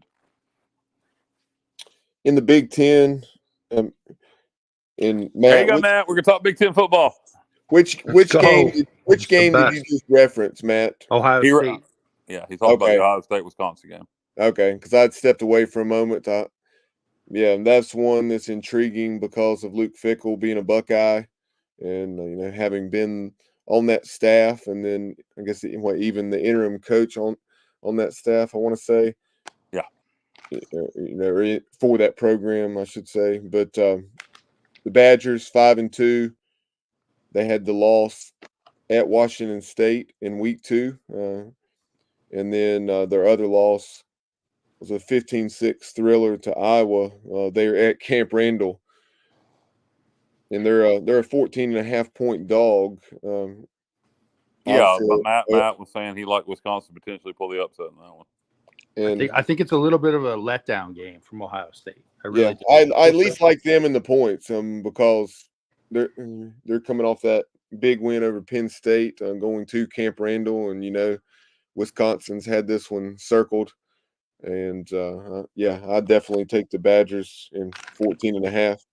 It's kind of like Charlotte had the one circled against East Carolina, fellas. Yeah, no doubt. They did, and they smoked those victory cigars once they got back off the bus in Charlotte. It's a Biff Posey special. How is that allowed? How is it allowed for the football players to intake a tobacco product, but you can't call a game the world's largest cocktail party? What kind of friggin' sense does that make? Biff Posey don't play by those rules, Kyle. Well, I believe we had victory cigars after our bowl game, so I just don't understand. I'm still confused about why the world's largest cocktail party is offensive. It's only offensive if you're a pansy. There's a lot of those in the world. Anything else in the Big Ten, or what about the Pac-12, Mountain West, Of note in the Big Ten, Matt Rule and the Cornhuskers certainly not turning heads with the way they're winning these games. But hey, you have to give them credit. It's year 1, and they've won 4 out of their last 5. They dropped their first 2, losing a heartbreaker on a last-second field goal. I think it was the final play of the game, maybe at Minnesota. Maybe a 50-plus yard field goal in week 1, 13-10. Then they went and got beat 36-14 at Colorado, a game that was probably a little bit closer than that score would lead you to believe. But since beat Northern Illinois 35-11, beat La Tech 28-14, got throttled by Michigan 45-7, but then bounced back with a 20-7 win at Illinois, and then beat Northwestern 17-9 in Lincoln last week, and they have Purdue coming to town. So they're 4-3, and after Purdue, they go to Michigan State, which is obviously very, very winnable, and they'll probably be favored in that one, even on the road. They have Maryland in Lincoln, which will be a test. The Terps are pretty good, and they go to Camp Randall, which is challenging, and then they have Iowa coming to town, which with the way the Hawkeyes play offense, averaging 245 yards of offense. What's our former passing game coordinator doing at Maryland? What's his title? I believe he's the same title, but not 100% there. Interesting. He was a head coach. Yeah. Just Latrell Scott. Yeah, just kind of, just thinking out loud. He's put together a good staff there, guys. I mean, you don't realize Kevin Sumlin is there. Yeah, I did not realize that. I mean, that's a very good staff they put together up at Maryland, and you got. I know you're a big Kevin Sumlin fan. I do think he's a very good coach. You brought up a good point the other night. He had the one blip on his resume at Arizona. But I think if he's up to the challenge, I think if he's motivated, I think at that point he was a little burned out. Probably shouldn't have taken that job. The guy can coach, so I think he will get coach, Latrell Scott, OC. He'll get another opportunity as a head coach at some point down the line. You would expect those two boys could probably work the portal pretty well. You would think so. Shell Powell chiming in from Charlotte. And by the way, for anybody who's offended, I admit nothing by that when I call them boys. I don't want anybody to take that wrong. Oh, yeah, I got you. Yeah. Absolutely. No doubt on that. Matt Shell says, he was out doing some things, just tuning in, missed the beginning of the show. His dad and his daughters are University of Georgia grads with the world's largest outdoor cocktail party taking place in Jacksonville this weekend between the Gators and Dogs. Who do you have with the spread? The Gators are getting 14.5. Georgia. That's a tough one. Florida's been such a bizarre team this year. They're very up and down. I just think Georgia is when Georgia turns it on, when push comes to shove, they're the best team in the country. And if I had to put money on that game, I'd take Georgia. And of note, obviously Georgia's without their star tight end Brock Bowers. So. That's a good point because he's the best tight end in the country. So, And Florida's coming off a open date. All good points. I still believe I'd take Georgia. Yeah. And what's up, Shell? That's one that I think I would probably, with it being a rivalry game, I think I would probably stay away from. And that's a good point too. I could see it being, a 31-13 or something, a late cover situation by Georgia. Yeah. Well, a late cover's a cover, but. Exactly. But that's why I'd stay away from it because I think it'll. Yeah. So if you're looking at this show for gambling advice, Bubba's telling you don't bet that game. That's a stay away. That's a major stay away. Kenneth Interesting Maynard. point. Thanks. I was going to say I saw the comment from Johnny. Interesting news there about the DUI. That's unfortunate. I take back my comments about Kevin Sumlin getting another head coaching job. Oh wow! Me too. Johnny with the breaking news there. Did not know that. Doesn't change the fact that he's a good offensive mind, but that sucks, man. You never know with the DUI. There's no excuse for it, but all DUIs ain't created equally, and for anybody who's lost anybody to drunk driving, I'm sure they're going to tell me to piss off, and I don't blame them. but not all DUIs are created equally. I hate to hear that, but you got to be smarter than that, Coach. The thing is, like in this day and age, man, like I have zero tolerance for DUIs because of the fact that Uber is Good so point. convenient. Good point.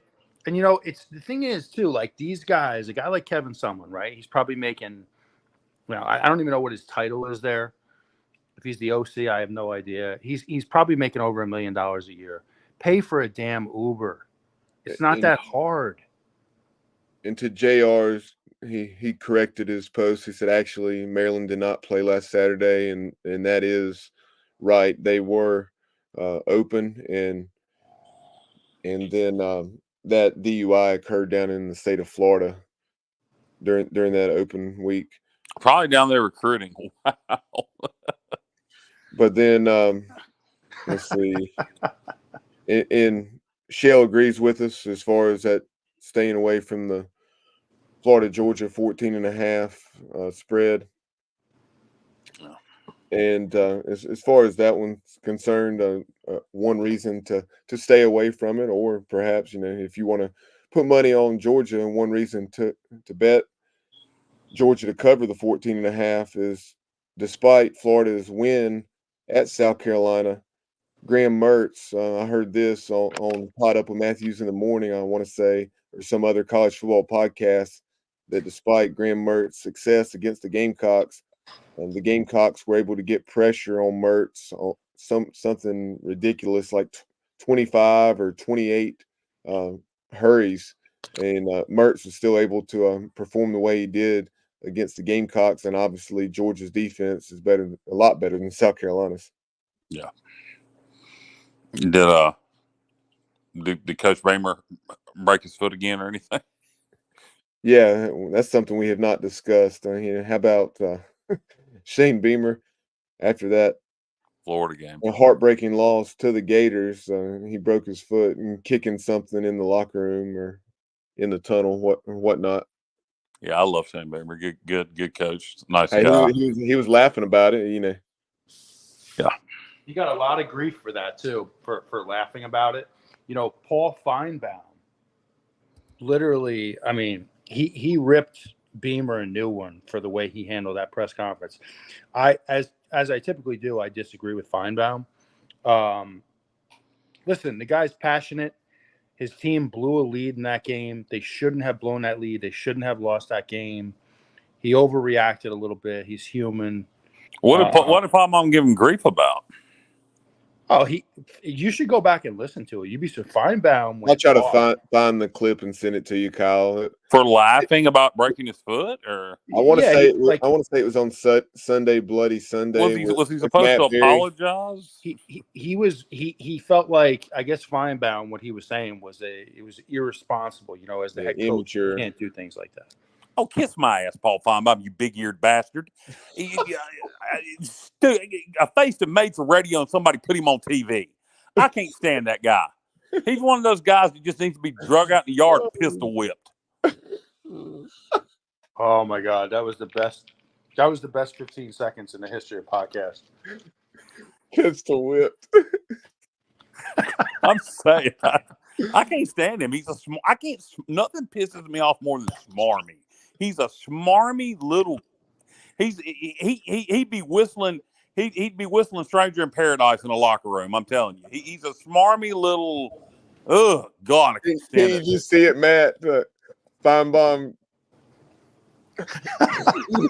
chained to a stake in Jason, North Carolina. Can we try to get Feinbaum on this show? Yeah, send him that clip and then ask him if he wants to come on and defend himself. I mean, hey Matt, who do you have more disagreements with, Feinbaum or Rosenbaum?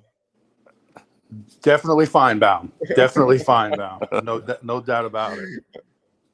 The only thing I disagree with Rosenbaum about is, if there's better food in the north or the south. That's about the only thing. Well, it depends on what you want. I mean, if you want Italian food, you can't beat the Northeast, but it just depends on what you want. I mean, there's different cuisines that are better in different parts of the country.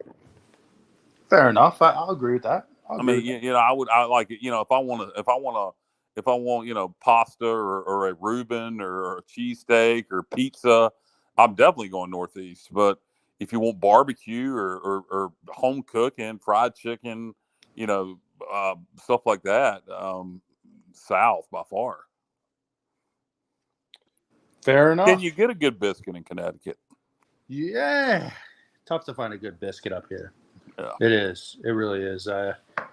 It's funny when I crave a good biscuit, I think of one thing I truly miss about not being in the South is I miss Bojangles. Yeah, I love the biscuit there. My God, I mean, their breakfast biscuits are fantastic. Yeah. My go-to breakfast thing is actually a northern thing. It's at McDonald's, but their steak, egg, and cheese bagel is phenomenal. That's the best thing on McDonald's. It's really the only thing I like at McDonald's. Interesting. Yeah. Well, you probably got nice bodegas up there. You probably wouldn't go to McDonald's for a bagel. I would do anything if they would. I don't know why we don't have a Bojangles up here. It makes no sense. But well, they are expanding north. I saw they put one in Ohio recently. So I tell you what, Matt, if they franchise, and you ever want to get out of the business you're in, you could always franchise a Bojangles, Bojangles, up in Connecticut. What city would you put it in? Would you go for the Hartford area or? It's a good question. I probably would either the Hartford area or the New Haven area, just because it's more populated, more densely populated. But I think it would be a big hit up here. I mean, yeah, how does Popeyes do up there?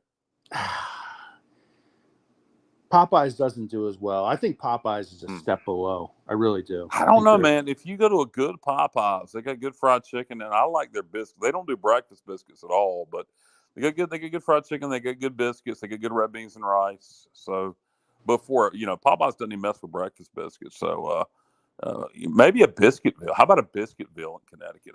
We're just thinking outside the box. I like it fine, but I'm like, man, I'm partial to Bojangles, but I don't dislike Popeyes, and I don't either. Or as D. Riznich would say, I'm not anti Popeyes, but on the way to the Michigan game, my parents and I stopped in Withville, Virginia, at a Popeyes to grab us some one of their chicken sandwiches and some red beans and rice for the road. Yeah, good chicken sandwiches, good red beans and rice, and Matt, have you ever eaten at a Biscuitville? I've never even heard of a Biscuitville. It is a North Carolina chain. They're just now expanding east. They put 2 in Greenville. They've been out Bubba's way for forever. Bubba, you a Biscuitville fan? I am definitely a fan of Biscuitville, as Jeff Collins said.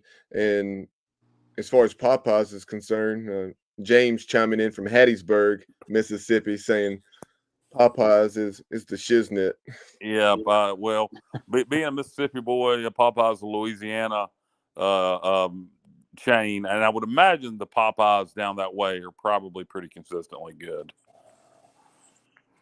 So they got a chain down there, James. If you can put it up on the screen, it's a burger chain down there that specializes in making their own root beer that James goes to all the time. That I'd like to try if I'm ever down that way. And he'll put it up on the screen here in a minute. But it's a local burger chain. They're all over southern Mississippi, but they make their own root beer in house, which kind of intrigues me. Even though I'm not a big root beer fan, I respect stuff like that. James, put it up. There you go. Yes, Ward's. Ward's is the name of that chain, and it's down in Mississippi. So if you're ever down that way, check Ward's out for a burger and a root beer. When Shell was saying Biscuitville is off the chain, Shell. Yes, they are very good. I enjoy their chicken, egg, and cheese biscuit.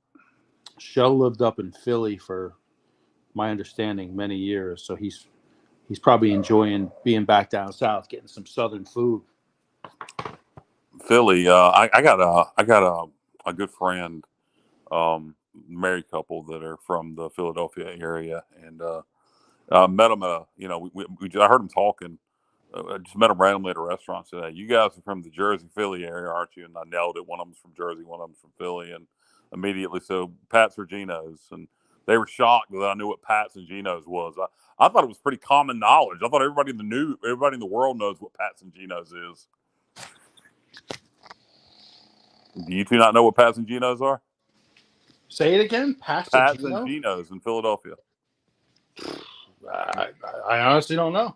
The two most famous cheesesteak places Well, in the world. that would have been my guess, and just by process of elimination with the location of Philly cheesesteak, I'd have guessed the top two options. Yeah, most people's a opinion lot of people for Philly cheesesteak. A lot of people say they are not the best, but they are the two most well known cheesesteak places in the world: Pat's and then Geno's, and they're huge rivals. And I think they actually kind of play off the rivalry at this point, because I think if you go to one, you kind of go to the other if you're a tourist to see which one's better. You know, it's funny. I'm not a big cheesesteak guy. I love cheesesteaks. I don't seek it out. I love a chicken. Do you ever do the chicken cheesesteak? I've done the chicken cheesesteak from D'Angelo's. Is that a local place? I don't know if you're familiar with that. I guess that's just a northern chain up here. It's a sub shop, basically. It's a sub shop called D'Angelo's. They have a decent chicken cheesesteak, but Steve Steaks is apparently Shell's favorite. Never heard of that one, but I know there's a lot of them up there. So definitely want to try it. And I'm a big cheesesteak guy. Chicken cheesesteaks also. As far as chains, Jersey Mike's, very good chicken cheesesteak and regular cheesesteak. And Highway 55, if you want to get down to North Carolina, chains also have good cheesesteaks. Now, Jersey Mike's is all over the South now, right? Wawa cheeseburger. You know what? We're getting Wawas, Jeff. I know Wawas are popular in the Northeast. They are coming to Eastern North Carolina. Greenville and Goldsboro are both getting Wawas, if you did not know that.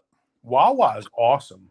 Yeah, Wawa we're getting has great sandwiches. Yeah, really they're coming to Eastern North Carolina, so that'll be interesting to see how that goes. And then he says a chicken cheesesteak, a chicken Philly at Philly's in Wilmington. You know what? Next time I'm down in Wilmington, I'll try to remember that and give it a try. And then James chimes in again from Hattiesburg saying, try a real Chicago-style deep dish pizza. Holy crap. James is dating a girl from Chicago, and so he's been making a lot of trips back and forth from Mississippi to Chi-Town, and she has been hooking him up with the with the Chicago-style deep dish pizza, and he's become a fast fan of it. Yeah, I was envious when James and little James they were able to go to Wrigley Field this summer or early this fall. They went to Wrigley and Comiskey both. So he's been enjoying his trips to the Chicago area, both baseball and food wise. What is James's picture? I got to ask. Is that some sort of Halloween? Yeah. That's not Scream. It looks a little bit like the Scream mask, but it's not Scream. What is that, James? I'm curious. That's just James's face. That's the face his girlfriend made when she saw him naked the first time. That's what James looks like when the Golden Eagles are 1-6. That's exactly right. Don't worry, James. My face probably looked the same last Saturday. I got more of a vomit face. Jeff Collins chimes in again on the food objective, saying Jay Michaels in Wilmington. Jeff Collins, wasn't he a coach somewhere also? Who the hell's Jeff Collins? Yes, that was G off. Georgia Tech. Yes, that's right. Yes. GEOF. Yeah, he was at Temple before that. That's right. Temple, yeah. Former Florida defensive coordinator. Brisket sandwich from Buc-ee's. Buc-ee's. The gas station. Yeah. You know what? We need one of those in Birmingham. Yeah, and there's one in Florence, South Carolina, would be the closest for relevance to Pirate Nation, and they're about to or either have opened one in Sevierville over in East Tennessee. I would like to get a Buc-ee's in North Carolina. I've heard good things about their brisket. I love it that it's a gas station that smokes their own freaking brisket. That's amazing. And there, Ken is chiming in once again regarding the Chicago deep dish pizza, an option for Chicago deep dish pizza in Holly Springs, North Carolina. Okay. Acme Pizza. And hey, if you want good New York style pizza in Eastern North Carolina, There's a place called Brooklands in Goldsboro, and I have heard several people from the Northeast that are shocked after they eat there, and say it is very good New York style pizza. It's huge slices. It's got the flop, but the crust is still crispy, and I hear that's key if you can get the flop and still keep the crust crispy. You're going to start to get more and more quality Italian food in North Carolina because everybody's moving out of here. Nobody Yeah, the wants to live in the influx. Northeast anymore. No. Nobody wants to deal with the Northeast anymore for a lot of reasons. But I think a lot of Northern Italians are migrating to the South. I mean, they're all over Florida now. But you're going to start getting better Italian food down there. When I went to East Carolina, man, the Italian food in Greenville was dreadful. I mean, dreadful. Is anybody know It the was best awful. Italian place in Greenville now? I'd love to know. Not just straight up pizza, but we're talking like a nice sit down Italian restaurant. I think Familia. Oh yeah, Familia. I've not been there. That's Heard good somewhere I've things. been wanting to try. There's a place, Cucinella's, that's pizza and what is it? Pizza and snow cones or something. There's pizza and gelato, I think is what it is. Cucinella's there in Greenville that I've heard good things about, and they advertise a lot with ECU, so I need to give them a try at some point. Matt did his best up in Connecticut the first week of July to get me some pie there. How do you go to Connecticut and not get New Haven pizza? Well, we tried. There would be no try. I would succeed. Well, Chase had a doubleheader that day, and we started calling Matt, about 10:30. We started calling early. We're on the Yale campus. There was a wait. There was like a 2-hour wait. So we couldn't do it. But we took in New York, we took in Boston, so we got some good food. But we couldn't get the. They're homie from Barstool Sports. I don't know if you're familiar with the dude, the guy that started and founded Barstool Sports. His hobby is to do pizza reviews, and he does all these pizza reviews, posts them on TikTok. And he swears by New Haven style pizza. He's gone everywhere in America and then over to Italy, Rome. He swears New Haven pizza is the best in the world. And so I'm very curious to try it. Matt? What say you? Being a Jersey kid, you're very familiar with New York style. Is New Haven the best pizza you've had? It's very good. To me, the best pizza I've ever had is in New Jersey. Okay. But New Haven is excellent. It's different, like James mentioned Chicago, which is a thick, deep dish. New Haven's like cracker thin. New Haven is a very thin crust. But what makes it is the sauce. The sauce is tremendous. It's very good. So if you like thin crust pizza, you would love New Haven pizza. I prefer I like New crust. Jersey because it's kind of in the middle. It's a little thicker crust, not quite as thick as like a Chicago. Yeah. But it's a little more of a New York style, so that's what I prefer. I had a really good calzone at a Chicago style pizza place. I kind of think maybe Uno's. I can't think of the name of it. Down in Jacksonville, not too long ago. The calzone breading was almost like the breading on a breadstick or a bread bowl. I never had a calzone with quite that kind of breading. But what made it was the marinara sauce served on the side to dip it in. It was some of the best marinara I've ever had. I would have loved to get your opinion on it, Matt, being an Italian, to see if it was as good as I thought it was. The sauce I'm speaking of.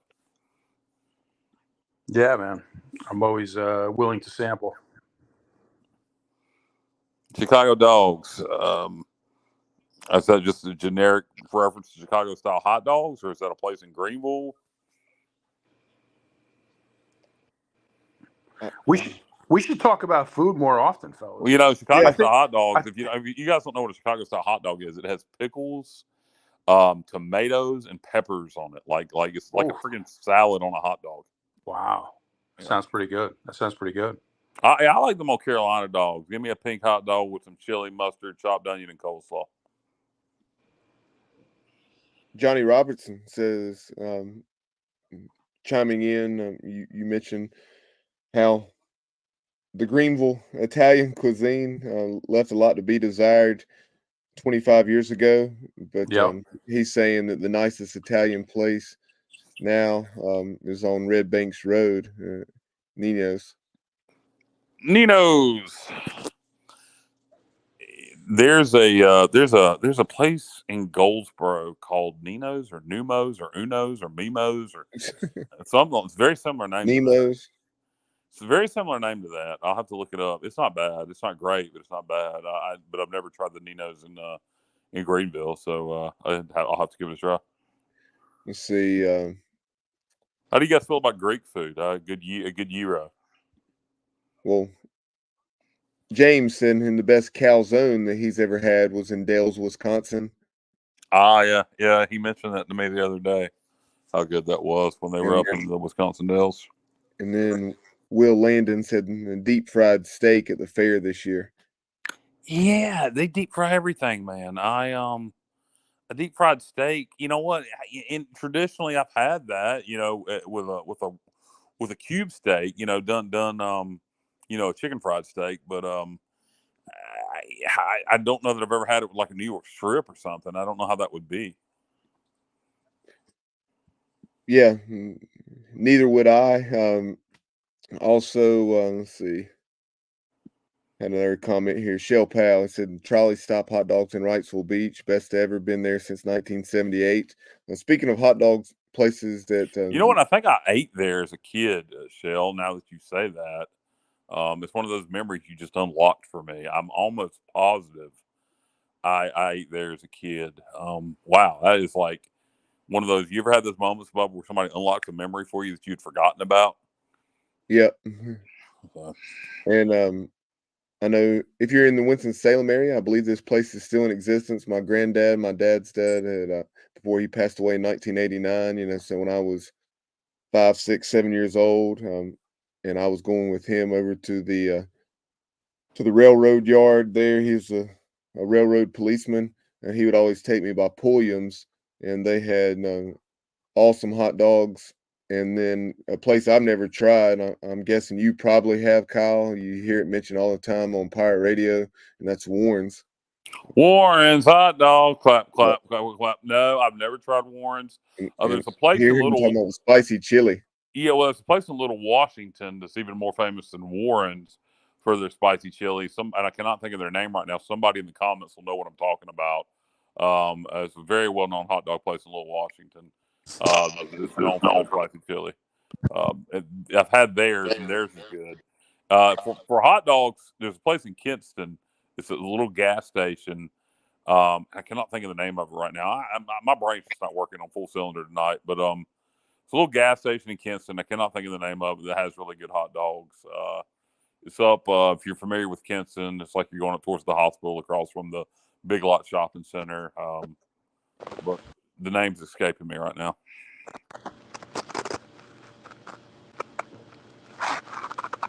Guys, we got anything else? We're ready to go to Jeff's trailer. Yeah, the food objective took over the show there for the last 30 minutes, but great suggestions. We appreciate everyone chiming in, and you've made us hungry at 11:30 p.m. What did everybody have for dinner tonight? I had a burrito bowl from Bonfires in Goldsboro. Great local place that it's like a non-chain alternative to Chipotle. And had a burrito bowl. What did everybody else have? Since we're talking, I had chicken supremes from Bojangles with the Cajun pintos and dirty rice. Matt, that sounds damn good. I had a pot roast in a crock pot with carrots and potatoes. Very good. It was damn good. Damn good. Very good. I tried to go healthy. I'm trying to lose weight. I had in my burrito bowl. I had black beans, grilled marinated chicken, spinach, jalapenos, banana peppers, tomato, salsa, and a little guacamole. James says he had a big one from Ward's. Yeah, James just had a big one somewhere. Wait, did James say we got to put this comment on the screen? A big one from Ward's is the place I'm talking about with the root beer. Did James say, am I the only person who puts mayo on my hot dog? Can we put that up? Yes, you are, James. We've had this discussion. Yes, you are. You weird son of a bitch. Yes, nobody else puts mayonnaise on their hot dog. I gotta call James out for that. I've never heard of that before, man. The only way I want mayonnaise on my hot dog is if it's coleslaw. If I love coleslaw on a hot dog and that's got mayonnaise in it, but just straight mayonnaise on a hot dog, ugh. Well, I mean, not even because you think about it, bologna and hot dogs are somewhat similar. If you fry the bologna, it's got a somewhat similar taste. So it's not that it's I just don't know why you would think to do that. JR says you can't have a discussion about hot dogs and not mention the world famous red hot dogs on a steam bun at the Martinsville Speedway. There you go. There you go. I've never been to the Martinsville Speedway, but I have heard of those hot dogs. Jeff Collins saying Melvin's is the best HB. I guess hamburger. Yeah. Now, where's Melvin's, Jeff? Or Kyle? Do you know? I've never heard of Melvin's in my life, so I have no idea.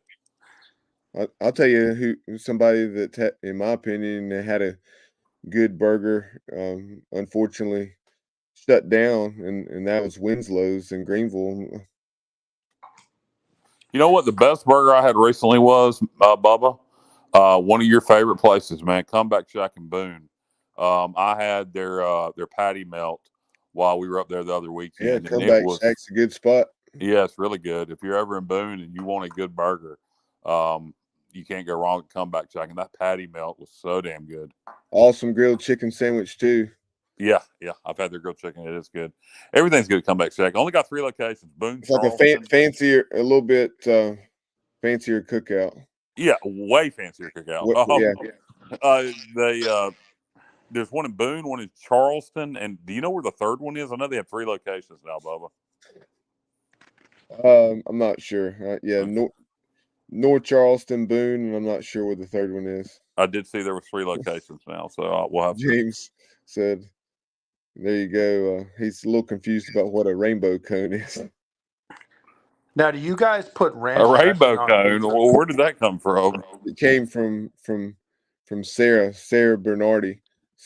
She said rainbow cone. Ha ha. Have yet to try it, but those are the big staples: deep dish pizza, hot dogs, and Italian beef. Sarah Bernardi, that is Sarah from Chicago. That is James's girlfriend. Yes, I'm calling you his girlfriend, Sarah. If neither one of you like it, you can both suck it. So Sarah, appreciate you watching and listening. You know, Sarah's very knowledgeable about college football. I think we should pose Sarah with a bunch of college football questions right now and see how many she can answer.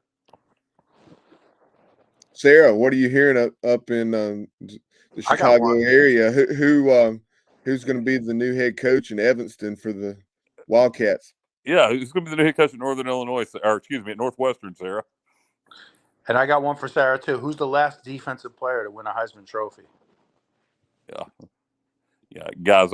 Clearly, you guys maybe you guys didn't detect the sarcasm, but Sarah's not very knowledgeable about college football. Oh, all right. You had me. You said it very seriously. Yeah, you had me there, Kyle. I thought that was genuine. No. Sarah wouldn't know a quarterback from a refund.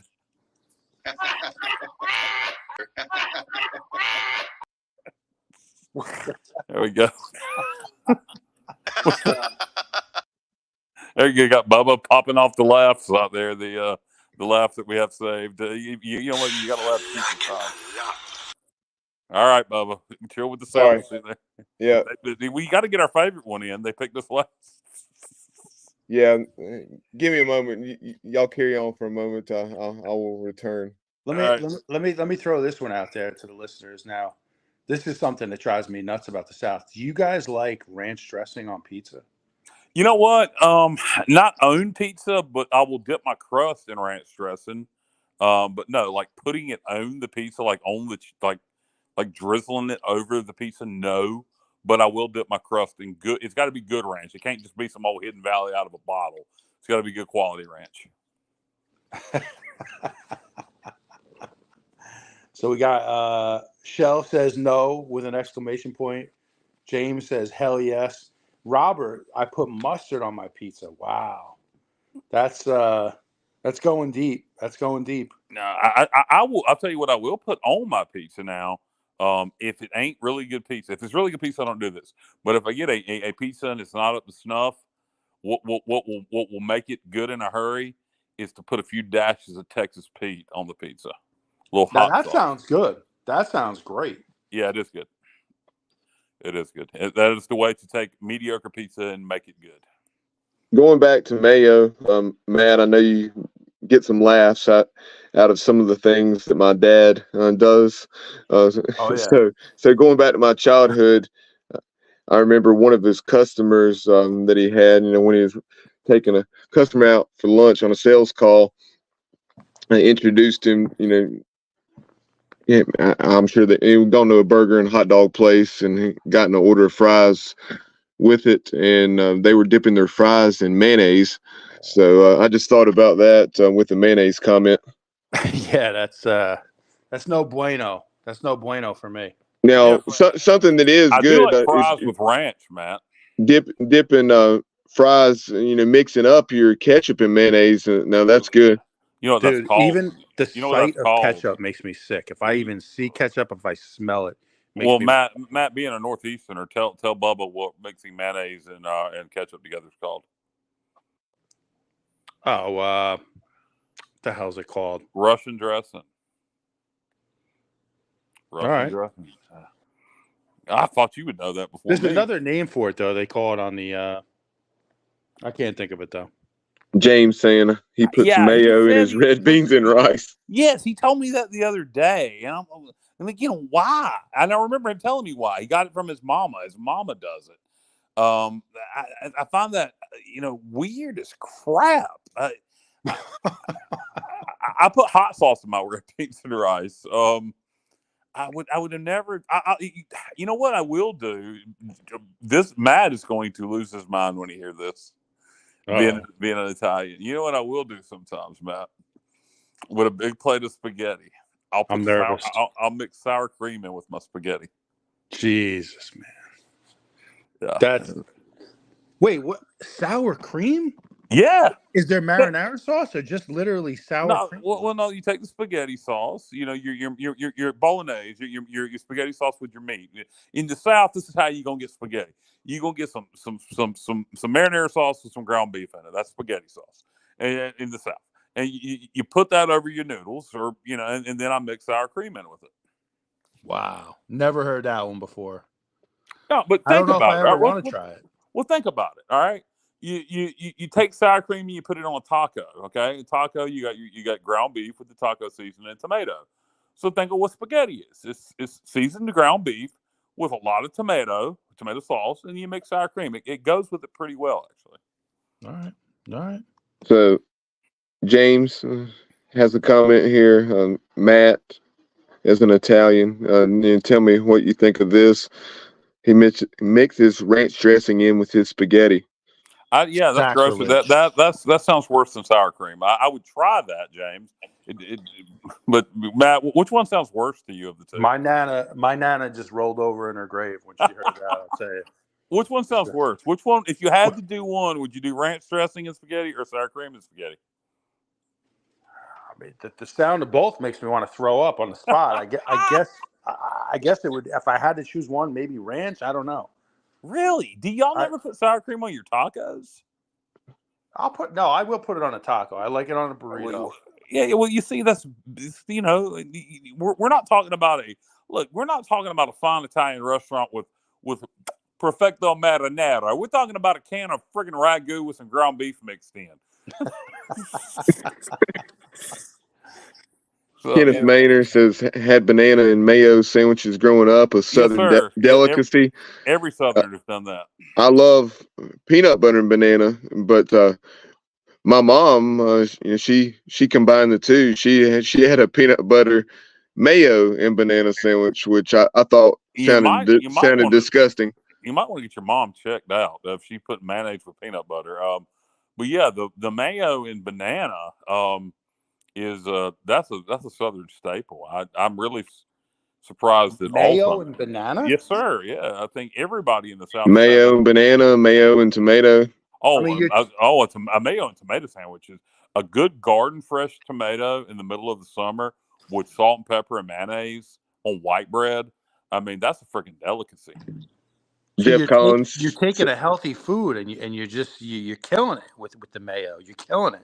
Have you never had a tomato sandwich? No, forget the banana. I'm not even trying to say you on banana and mayo. But have you never had a tomato sandwich? Well, what I do, I do it a little different. I take the tomato, I slice it, I put fresh mozzarella, I put a little basil and salt and pepper, and maybe a little touch of olive oil, like a little tiny bit of olive oil. I can get down with that. That sounds good. Matt, I need to have a clip with you saying mozzarella. Mozzarella. Yeah. I got mozzarella. another friend of mine from Jersey the other day. I heard him say mozzarella when we were down at Rio's in Myrtle Beach. They have the Brazilian steakhouse. They have mozzarella cheese on the little buffet there, and fresh mozzarella. And he went with the mozzarella like you just did. And Jeff Collins said, speaking of Texas Pete on a shrimp plate at the Seafood Hut in Calabash. Yeah, that sounds good. I definitely, if I can't get cocktail sauce, that is what I will do with some fried shrimp, is go for the Texas Pete. Yes, sir. Y'all like po' boys? Y'all like is James still around? He's a good expert on po' boys, but I'll tell you what, I love a good shrimp po' boy. Oh yeah, no doubt about it. Yeah, I'd heard some folks talk about it. I want to say I tried one at Parker's. Oh no! Don't go to Parker's for a shrimp po' boy. Any place at the beach, you're gonna have a good po' boy. There's a place down in Swansboro called the Beverage Company. They do a wussy shrimp po' boy and then a Diablo shrimp po' boy. Both of them are good. I'd go with the Diablo. Very spicy, delicious. And he says shrimp po' boys are amazing. Yes, they are. Well, as much as we've enjoyed, and as much as our viewers have enjoyed the food conversation, let's go ahead and go to this interview with, or not interview. Bubba coming from the other side there. Yeah. So we got Bubba's gonna sign out and he'll be right back. Yep. And we're gonna have the Jeff Trailer. There we go. Bubba's back. We're gonna have the Jeff Trailer press conference from earlier today or earlier this week, actually. And Bubba's ready for that audio now. Yeah. Before we go to that, all right. Morning, everyone. Do you guys have any closing thoughts? Stop interrupting us, Coach Trailer. We're trying to pitch it to you momentarily. Well, if he waits a few more minutes, it will be morning, and that'll be an accurate statement. Yeah. I hope for the best, prepare for the worst. That would be my message to Pirate Nation for this Saturday. Yeah, and I guess my final message would be: listen, be aggressive, call plays aggressively, take deep shots early in the game. East Carolina has nothing to lose in this spot, so you might as well go down swinging. And again, just like Kyle said, hopefully it's a good performance. It will be nice to feel good about something related to ECU football right now. So we'll see what happens, fellas. Yeah, take care of the football the way we did against Charlotte, winning the turnover battle, +2 there. And we only had one penalty, but lost the football game. And hopefully we can duplicate those numbers and then, find a way to make some things happen, especially through the air, as UTSA has been soft there at times this year. And no doubt Jeff Collins, go Pirates. But without any further ado, let's go to Jeff Trailer. He is the fourth-year head coach of the UTSA Roadrunners, and he met with the media on Monday morning. And here's what Coach Trailer had to say about where his team is after a 4-3 start and 3-0 start to AAC play in their first year in the conference, and how his team played after a 36-10 win down in Boca against FAU, or as they prefer now, Florida Atlantic, and preparing to host East Carolina on homecoming. With Coach Trailer, please use the raise hand function to ask questions and wait for me to call on you. JJ? Jeff, looking back at this past week at FAU, just what are some of the biggest things you guys did well to play so well? Our defense was just so dominant up front. Secondary was matched up, did a really good job. We didn't turn anybody loose, which we've done that about 4 weeks in a row. So the communication and execution in the bat was really good. Offensively, minus the 3 turnovers, we were very good. Had a miscommunication on the first one, poor execution by our offensive tackle on the second one. And then Frank he just didn't take care of the ball on the third one, which is unfortunate. And he's better than that, and he knows that, and he'll get that cleaned up. But special teams wise, we were fantastic. I mean, that's the number 1 punt return in the country. Lucas Dean did a great job of punting the ball. Our gunners did a great job of covering. He had 0 yards return. Elliott had a great tackle. Sideline also helped on that, obviously. Cam did a good job of down the ball on the 3-yard line, which led to a safety. The huge punt return by Chris Carpenter right before halftime, which set up the field goal by Chase, which gave us a 10-point lead. So it's 2 weeks in a row we've played complimentary football. The Triangle Toughness showed up, and it's the time of year for us to start showing up. Jeff, has there been any secret to the success these last 2 weeks or these last 2 games, or is it just continuing to do the things you guys have always done? Yeah, it's that really boring answer. It's just practice. Practice makes permanent. Perfect practice makes perfect. And that's too boring, though. Nobody wants to talk about that stuff. It's hard work. It's just hard. It's tough. And if it was easy, everybody would do it. But you got to challenge yourself every day. You got to go on the practice field, keep stacking days. I know nobody wants to hear that because it's not sexy at all, but you got to work, man. And our kids have been working. Sometimes it doesn't look like it. I get it. Sometimes it doesn't. You don't think we're not working. But usually when you work hard and you have a good attitude about it, good things start coming your way. Did I hear right? You smashed your finger on a cheese trap today? Yeah, we passed out about 112 of them.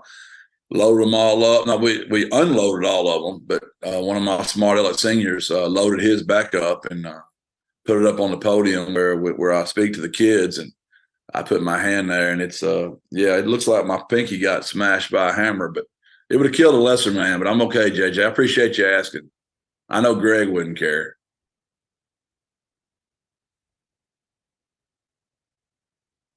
With that, Greg? Well, I'll have you know it was on my list of things, but thankfully JJ covered it, so we're Well, good. I'm glad to know that, Greg. I'm glad to know that. I'll ask you instead about the offensive line. How have you felt about the performance and the progress we've seen on that group as you found some consistency there? Yeah, we didn't allow a sack again. That's always good. Obviously, Ernesto's a really good football player, but not getting the defensive end cut. We threw a little early. We didn't high wall and set him good enough or long enough. And the kid made a really good play, so kudos to FAU for that as well. But, yeah, our all 3 running backs had great games. They all ran the ball well. And we couldn't be more proud of those guys. And that's what I thought we did really well. We were just very physical in all aspects of the game. We were a really physical football team. It was fun to watch. And it's as good as I've seen our locker room after a game. And we've had some big wins here, but our kids, you can tell we're starting to get better, and they know it. What's the latest on Mekhi Hart and when he might be fixing to return to the lineup for you guys? Yeah, I'd say soon, but I don't know how soon. I doubt it would be this week, but I would say it's getting close. Steven? Hey, Coach. Good morning. Good morning, Steven. Speaking on the running attack, you had 3 guys all had at least 50 yards rushing. Was that just kind of the way the game turned out, or is that something you guys would like to see week to week? Yeah, we've not hidden from that all year. We think all 3 of those guys are really good. It's always the way I wanted to play. We had it last year, and we had it set up. We just could never get it off and running. With B. Brady and Trey, and then obviously Kavorian, but Trey couldn't get healthy the whole year, and then B. Brady got hurt. And then when we had Sincere, B. Brady couldn't stay healthy. So it's just that's the best way. There's only so many carries in those guys. I know I've used the analogy of a boxer a lot of times, but those NFL guys can tell how good they are with 10 carries. They don't need to have 25. And it's just what's best for the longevity of their careers. It makes us a better football team in the fourth quarter. It makes us a better football team in the month of November and December. And we all know that's where the biggest games are. And looking at the receiving corps, McEwen and McCoy both had pretty good games. what does that do for you guys going forward that now they're kind of stepping into bigger roles? And Amador showed up again as well, which is 2 weeks in a row. So that's 3 young guys that we got that have been real big additions for us, just due to injuries and stuff that happens during the year. Again, Taki Kellogg showed up, Josh. So really proud of that group, and more than anything, how they block for each other. They're really physical on the edge, and the physicality we brought to the game was something we were very proud of. Our kids they love football and they love to play a certain style. We put it out there about the 2-1-0 triangle of toughness, and we've only been about it for 2 weeks in a row now. So 2 out of 7 is not good enough. So we got to keep getting better. And I know everybody's proud of how much we've improved, and we sure enjoy the compliments a lot better than the way we were getting treated in September. But the way we were treated in September was deserved because we didn't play very well. So it's all fair, but we got to stay humble and keep getting better, and don't eat the cheese. Desperate people live differently than prosperous people. And we got to play like a desperate football team. Brandon. Good morning, Coach. Good morning. Just wanted to talk a little bit about your defensive line going up against a squad that had been given that didn't give up a sack last week. Y'all go in there and you managed to get 5. Was there anything that y'all saw on the film that you were able to take advantage of? And when you do see that your defense is performing that well, does it give you confidence to run a different scheme or throw more out there that maybe you wanted to try out? Those guys had 5 returning starters up front. They were the 3rd most consistent O-line in the country. So we had our hands full. But I just think it shows how good our D-line can be when they're up to a challenge and they're mentally focused correctly. I think what changed mainly as far as how dominant we were, we got real conservative offensively, just because that we had only given up 3 points going into the fourth quarter, and we were up by a 3-score game. So that's the only thing that would change. We brought some pressures, obviously, but a lot of that was just guys winning their one-on-one battles. But when we have brought our pressures lately, we've been getting home. That's been exciting to see. And in the back end, our coverage has been so good. Our corners and safeties played really good this week. That's as good as I've seen Nick Troy Fortune play. Cam Alexander had another good game. DeJuan got injured but came back out there and played well. And then we're finally getting Stitch Dumas out there for the first time here recently, and he played well as well. Thank you, Coach. JJ. Jeff, going back to don't eat the cheese, how do you get that message to your guys across this week? I imagine it's a big don't eat the cheese week. Oh, we've had a little fun. We brought all the receipts out. I got my black ops, my guys that do all the stuff behind the scenes. We went digging and found all the things that you guys have said about us, and all of our fans have said about us for the whole month of September. And heck, there's even one out there called Fire Trailer. So we've got that up and rolling in the building, and we've seen every coach that need to be fired, every player need to be fired. We loved it. Somebody thought Frank came back just for the money, and he doesn't care about the team. We got that up in the locker room. So we got all the receipts up, and we're trying to motivate and just keep getting better, stay humble, have a little fun with it, but also remind ourselves where we were in September and where we are right now in October. Jeff, at the same time, you guys have been pretty good in conference play. I think this is your 25th win. So how do you walk that line of keeping that confidence? Just that. We speak it, but we also understand how we got there. We got there by being really good on defense, really good on offense, and really good on special teams. And when you don't play well, you don't win those ball games. So we know who we are, but we also were 11-0 one year and went to Denton and didn't show up and came home 11-1. We also let an Army team beat us this year that we thought we were better than, and they kicked our tails, right? So, again, I think last week you saw North Carolina get beat by Virginia. It happens every week. I mean, if you don't take care of your business, man, that other team plays good, you play down, you lose. Greg? Jeff, Kelechi Nwachukwu this week matched the school record for games played. What did it mean to you to see that? Oh, he's just a great kid, great mind. cybersecurity. I mean, he's got a real degree. He doesn't have the old kinesiology degree. Not there's anything wrong with that. Just talking about my own self here. He didn't get that one. He got cybersecurity, and that dude's smart, man. I mean, he's just really smart, high character, and doesn't surprise me at all, though, Kalechi.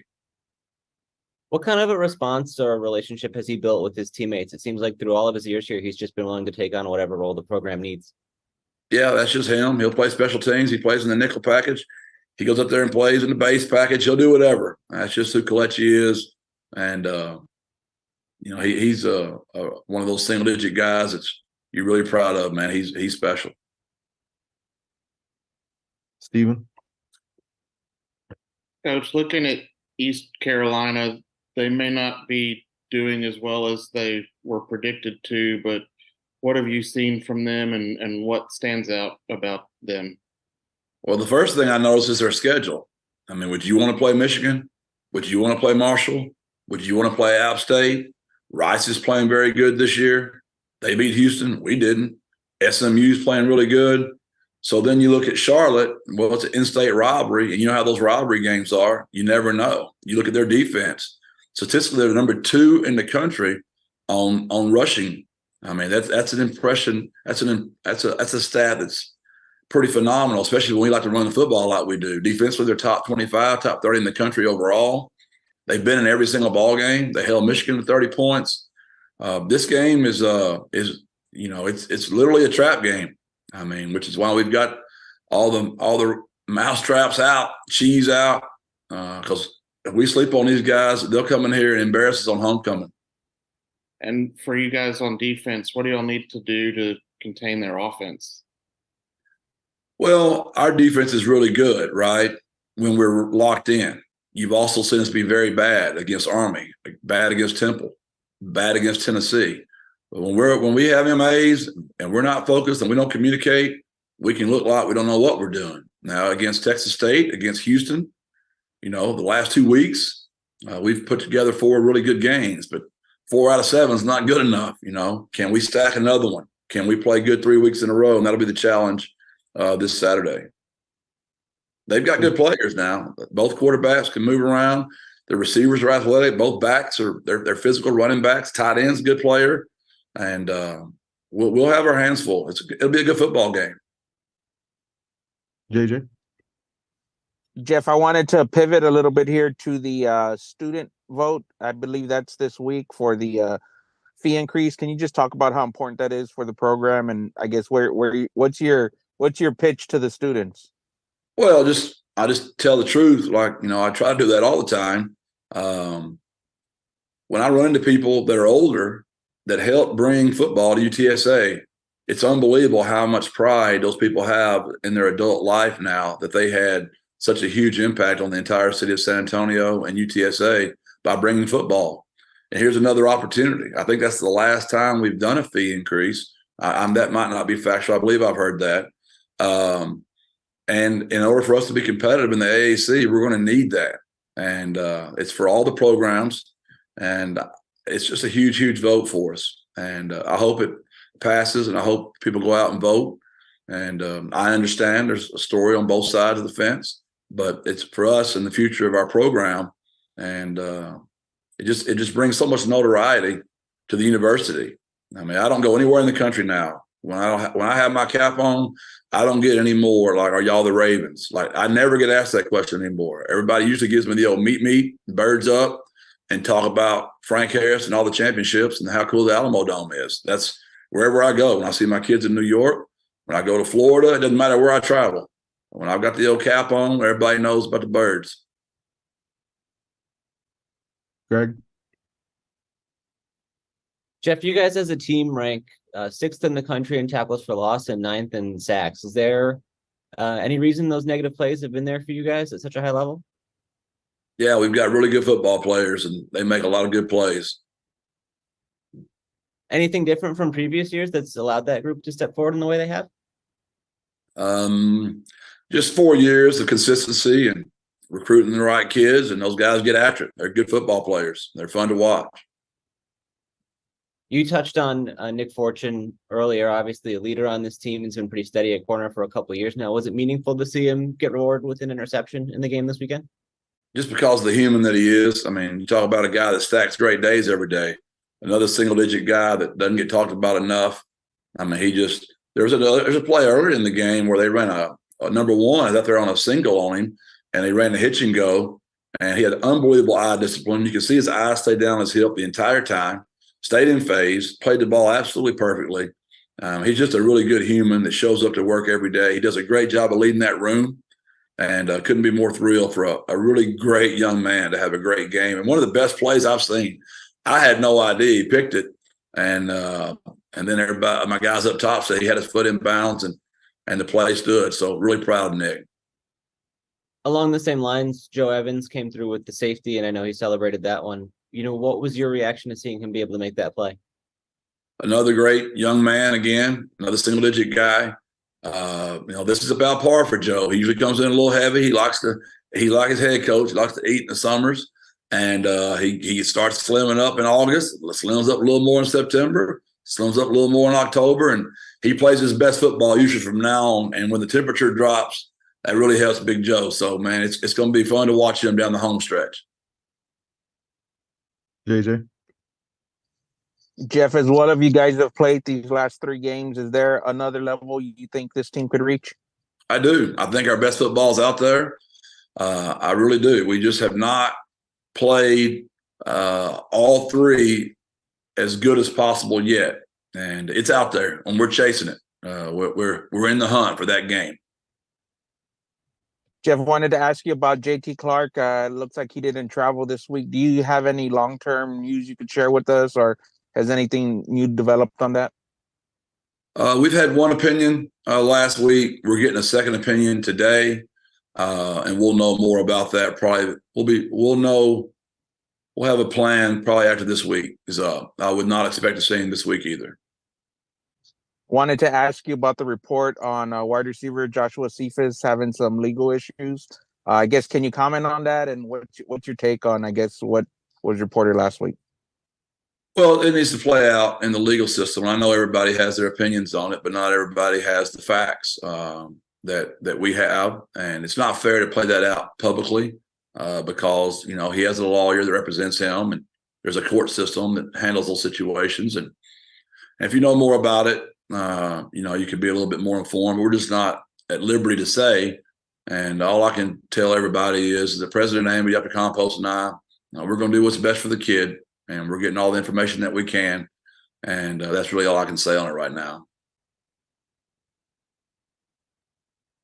Greg? Jeff, how important was it for this group to be able to get Rocco Griffin some real run in this game after he missed last week? I know he had a lot of carries, especially down the stretch there. Yeah, it was good to get him back. And, it just shares the spreads the wealth out and saves those guys some punches. And, he needed to take a few extra ones. He got the week off the week before, so he got a few extra this week. We talked a couple weeks back about the dynamic of having the early open week and how you might manage that through the year. When you have a game that gets pretty one-sided like this towards the end, is it important to maybe cycle some guys through, or how much did you try to take advantage of that? We did defensively, not so much offensively. We tried to run the ball and keep our ones. Now, we play a lot of guys to begin with, but we didn't. We probably play 7 or 8 receivers every game anyway, and probably 7 or 8 offensive linemen. I know we play 2 or 3 tight ends every game, so that's pretty much the way we play. But we did not per se empty the bench. Defensively, we always played 3 rounds of guys, so I don't know that we got that much load off of anybody. I think the numbers for reps were about like always. I'd have to study that to make sure, but I don't remember sensing it getting like anybody just got taken out or anything. Did you think about doing that on offense for that last series there, or why was it important to keep those ones in all the way through? It was a really big game on the road, and we just need to make sure we got that one home, got on the plane. That was just a big one. Back to you, JJ. Jeff, did it mean anything extra for you to go up against Tom Herman this last week? I know he was there in Texas after you were, and and you were pretty complimentary towards him leading up to the game. He's a really good coach. He's had a great career. And obviously he's the one that replaces the University of Texas. And, he made a decision what was best for him and his program. And, no different than when I got the job here. There's just certain people you want to bring with you. And so it'd be very hypocritical of me to judge him any differently. So he's had a great career at Houston and Texas. He's a very good football coach. And we were really excited that our team played very well against a good football team. And we haven't played great in Florida, which I learned a lot about that from the famous Andy Everett. He kept reminding me of it. So it was just good to get that kind of that monkey off our back. I'd forgotten that's where we lost our bowl game as well, and got reminded of that as well. So that was just good to get that off of us and come home that was a fun. I've never seen our kids now. This is crazy. I've never seen them that excited after a game. They had a blast in the locker room. They had a blast on the plane the whole way home. They can tell we're getting better. And you can just tell they're a bunch of kids that have heard how bad they are for a whole month, and they're ready to get some of that stink off of us. My last question for you here. I know you said this. You looked at East Carolina as a trap game. Think you guys are a 3-score favorite by the odds makers? What is that? Does that mean anything to you guys? We anticipated that. We talked about it as soon as we got in the locker room. And again, all you got to do is watch college football, and it happens every week. Somebody with that much of a spread, goes down. And if we don't want that to be the Roadrunners, we've got to practice our tail off in the morning at 7 a.m. And whether it's raining out there or whatever it's doing, we got to be ready to roll.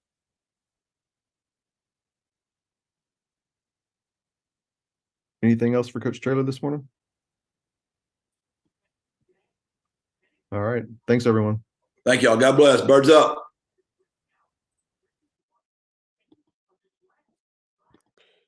There you have the comments of fourth-year UTSA head coach Jeff Traylor as he met with the media on Monday morning for his weekly press conference. You heard there toward the tail end of that press conference, he was asked about the status of wide receiver Josh Cephas. Josh Cephas leading the Roadrunners with 52 receptions for essentially 500 yards, I think 498 to be exact, and 6 touchdowns. He did play in last weekend's game. After some of these things were, after an article in TSOtv.com was talking about the star wide receivers repeatedly violating bond conditions with the DWI back in December, I want to say, of 2022. He did not play in the Roadrunners bowl game against the Troy Trojans. So from everything I'm seeing, he will be available for UTSA when they take on East Carolina on Saturday afternoon at the Alamodome. A couple other notes before we get out of here. I have to talk about East Carolina volleyball. How about the Pirates? 18-4. Congratulations to the ladies, Adler, Augustine, their head coach and staff on what they've built. Again, 18-4 overall, 9-2 in the American. They've won 6 straight matches, 9 out of their last 10. And they're 7-3 at Minji's, 6-1 on the road, and 5-0, excuse me, at neutral courts this season. What do they have on the horizon? They on Friday, 5:30.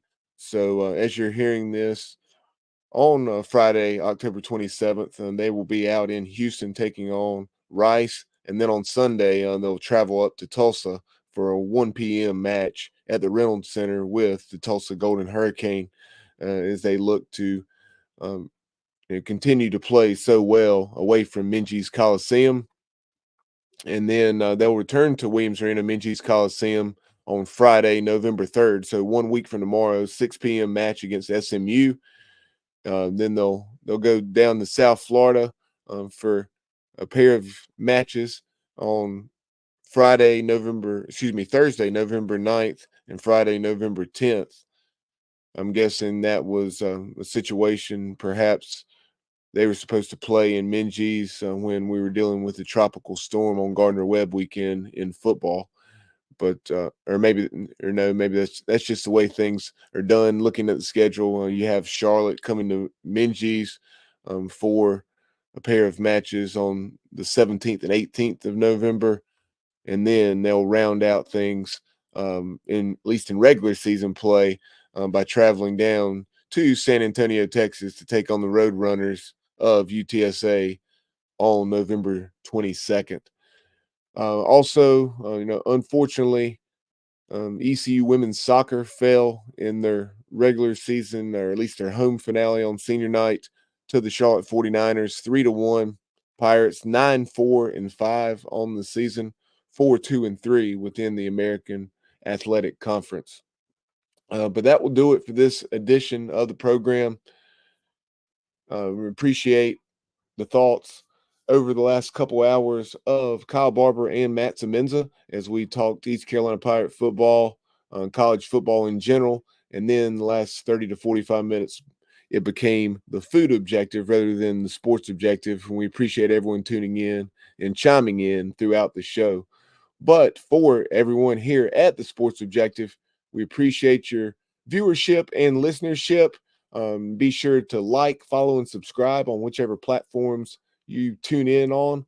Subscribe to our YouTube channel, and we'll talk to you on Sunday night as we take a look back at East Carolina and UTSA, the first ever matchup between the Pirates and Roadrunners.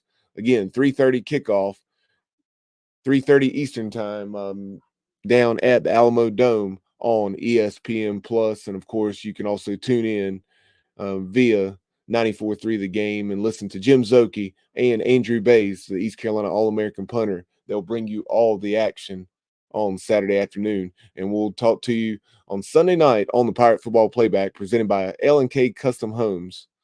And hopefully we'll have some surprising news and be able to talk about the Pirates' second victory of the season. Follow us on social media on X at the Sports OBJ, and then also you can follow us on Instagram and TikTok at the Sports Objective. We'll talk to you soon, and as always, go Pirates.